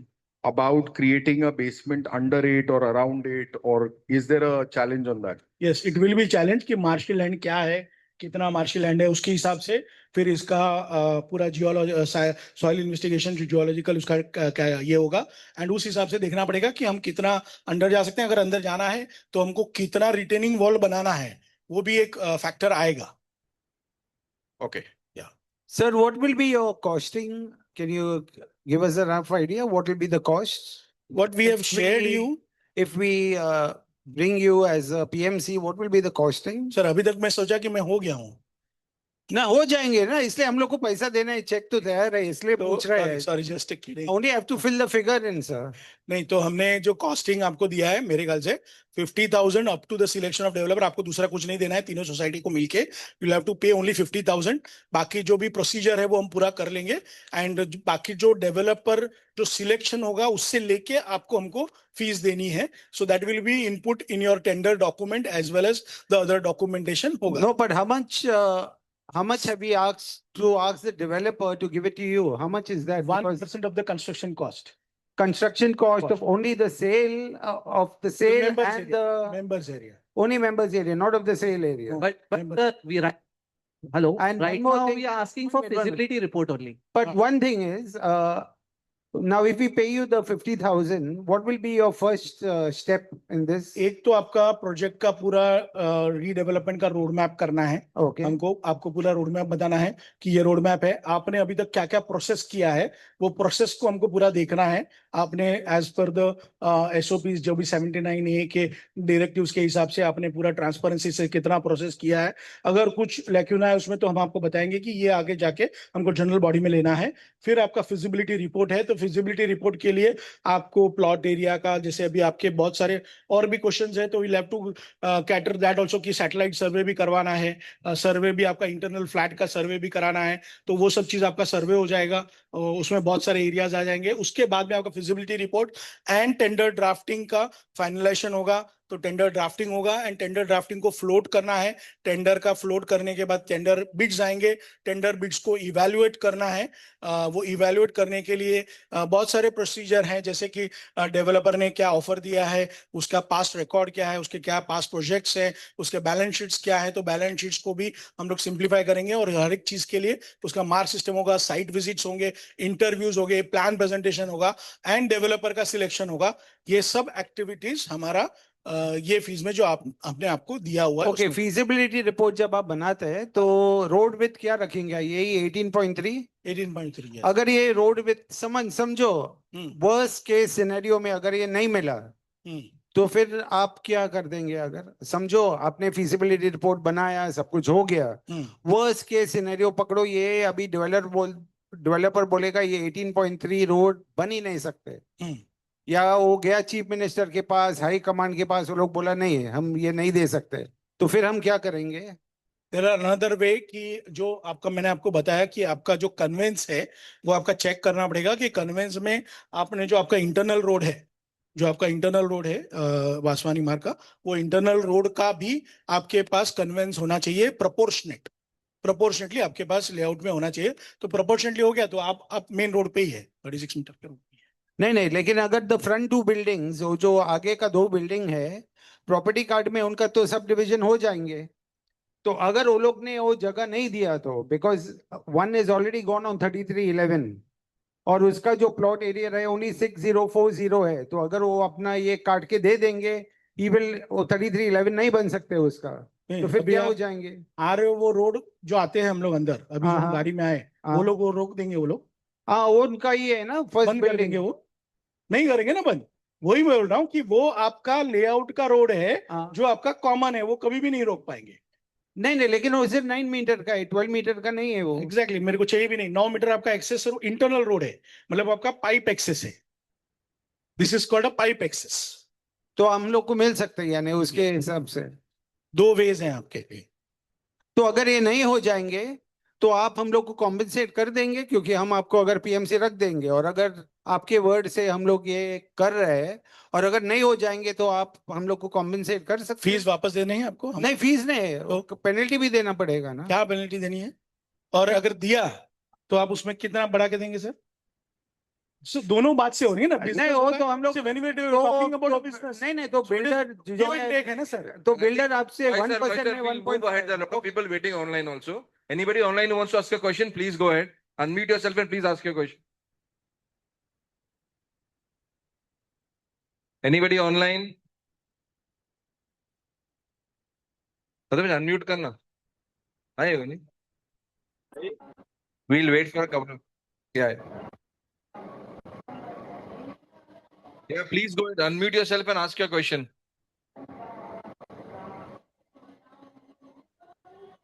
Hello, Yeah, Javed, go ahead. can I speak? Yeah, you're audible. Yeah, I am Pai from Samir. How can we take a guarantee, bank guarantee for 5 years? Can we take a bank guarantee for 5 years? So bank guarantee for what he's For asking? what? DLP, defect liability period? In order to protect the members' interests? No. First of all, bank guarantee for during the construction period, yes. Yes. And after the construction period, you can have a security deposit also as for a defect liability period. After you get the OC, the 5 years is a defect liability period. So during that period, you can ask for the defect liability period also security deposit for that. Both the things. Anybody else online? Please unmute yourself.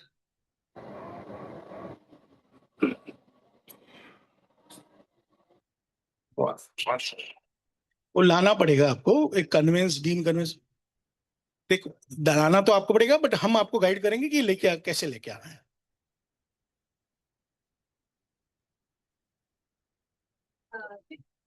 सब जितने भी इसमें owners हैं, जो 6 societies हैं, वो सबका proportionately जाएगा सबको, उनका भी आएगा। यस, तो 8 हो गया। हाँ, total 6 + 2 8। But if they've subdivided the plot, will it still go to them? Yeah, they have moved out of the plot. Who The front 2 buildings, if they subdivide their plot, will still have to give it to them? They have the right. They have the right on this internal layout road also. Yes. Anybody online who wants to ask a question, please unmute yourself and go ahead.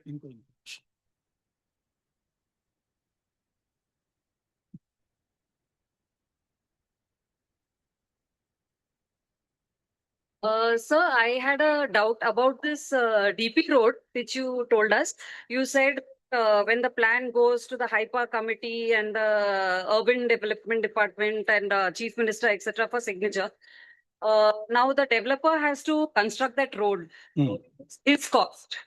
So it's going to mean like that cost is going to fall back upon us, na?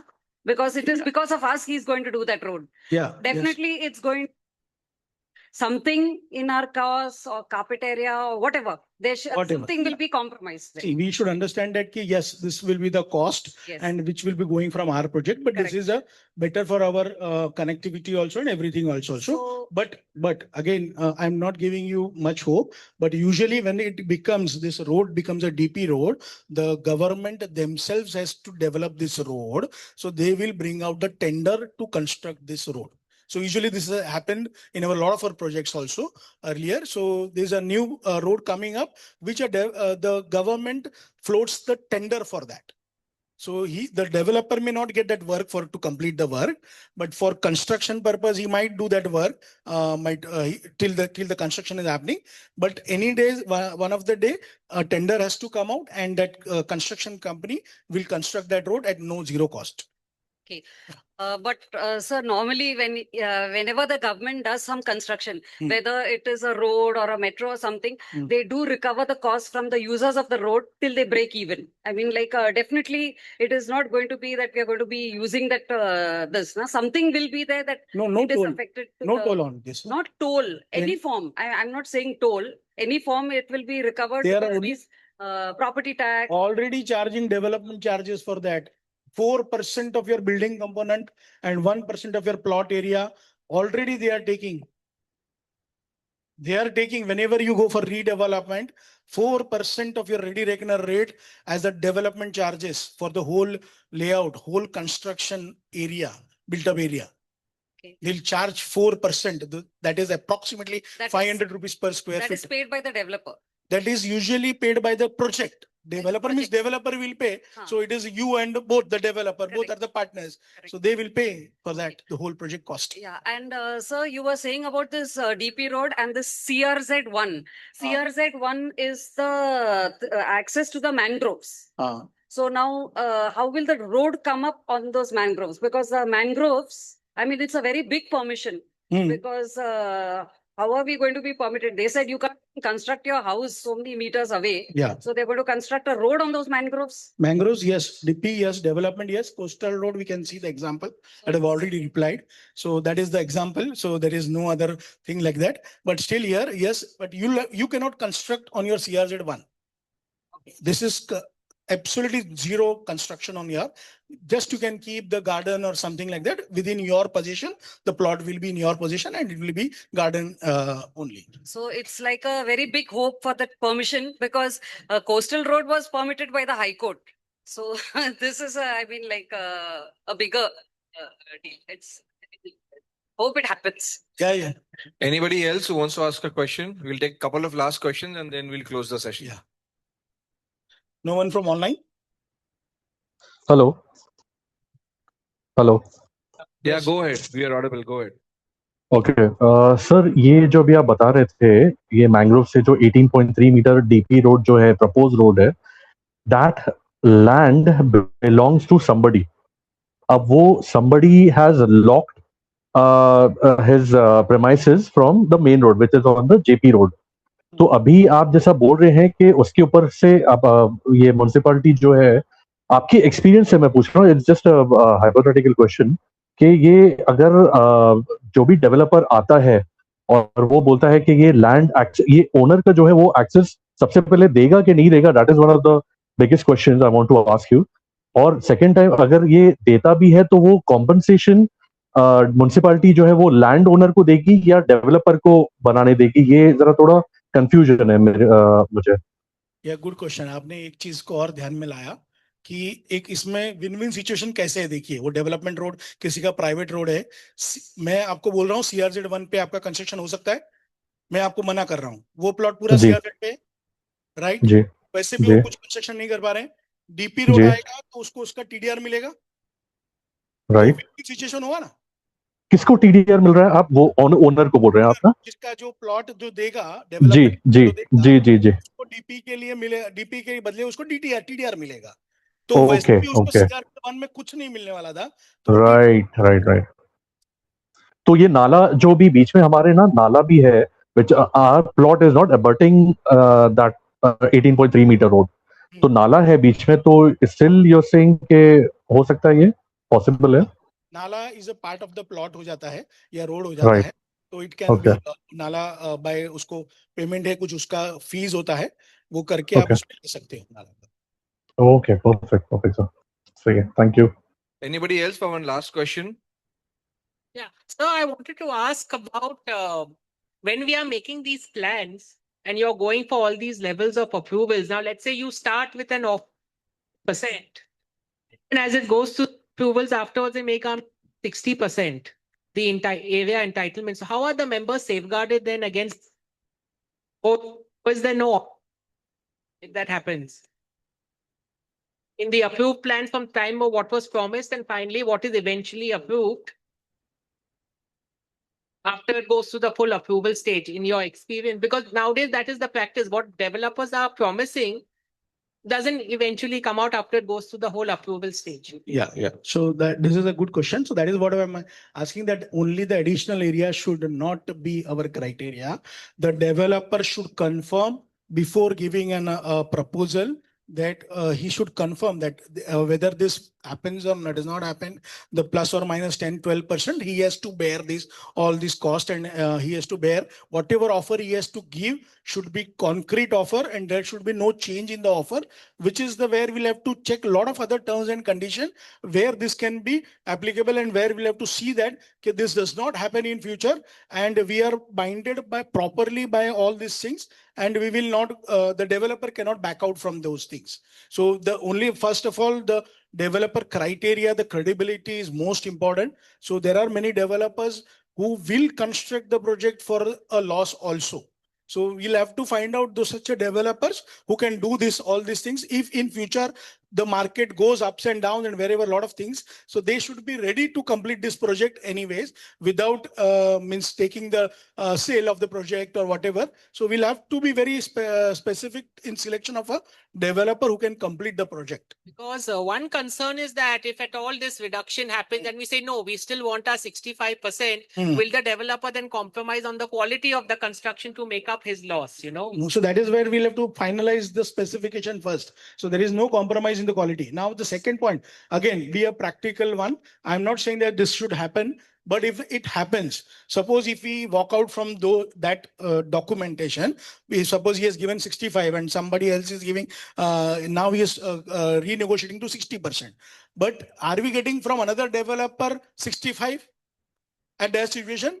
That will have to be a choice between that. So if any developer, other developers are also not able to give, so we can also negotiate and compromise for that purpose, because this is hampering them also to complete the project. So this is where the society members and the developer, but we'll have to choose the developer in such a way that 5% difference will not make any difference to any developer who is a good bandwidth, It will not make any difference.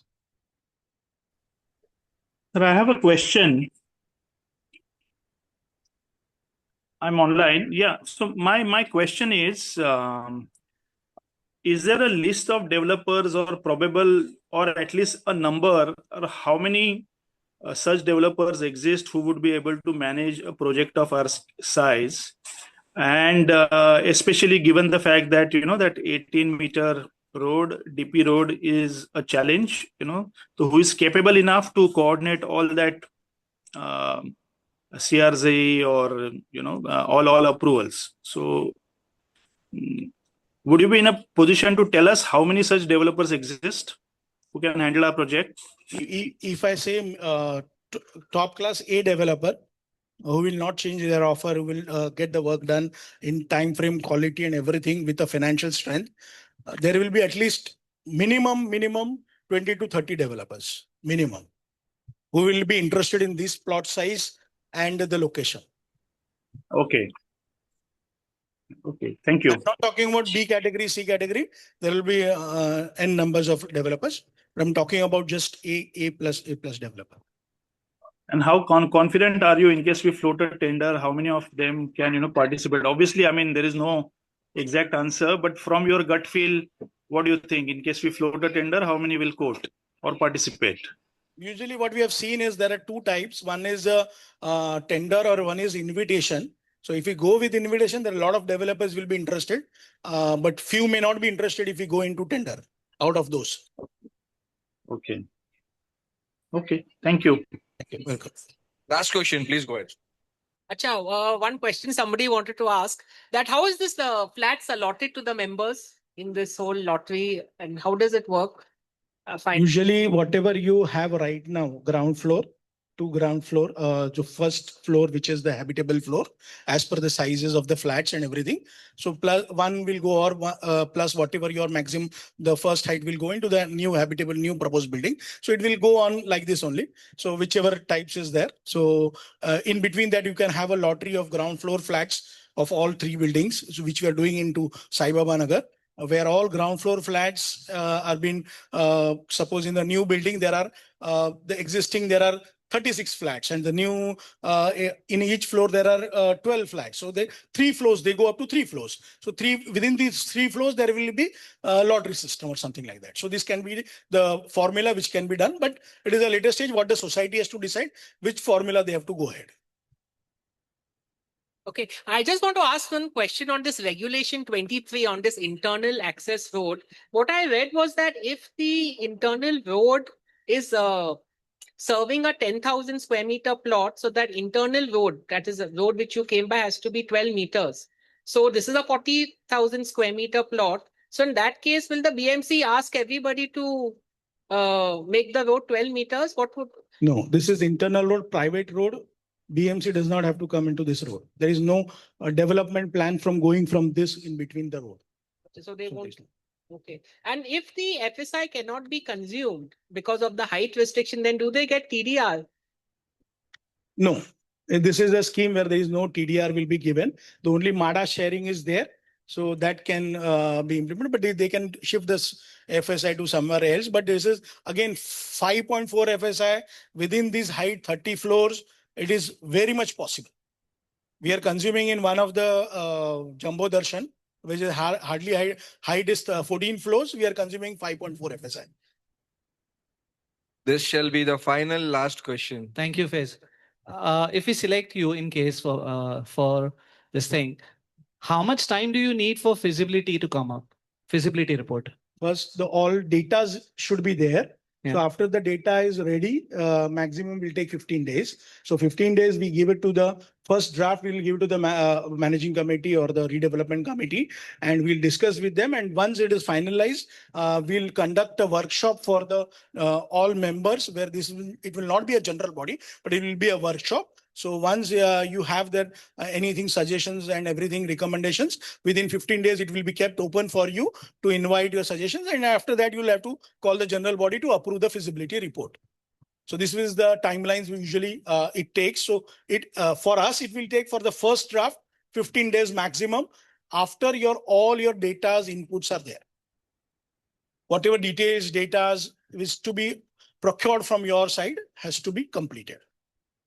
For example, your side, you'll have to go for internal carpet area measurement with your common lobby layout, lobby also layout. So you have to go for internal typical floor. At least you'll have to go with a measurement of your flat sizes and your internal.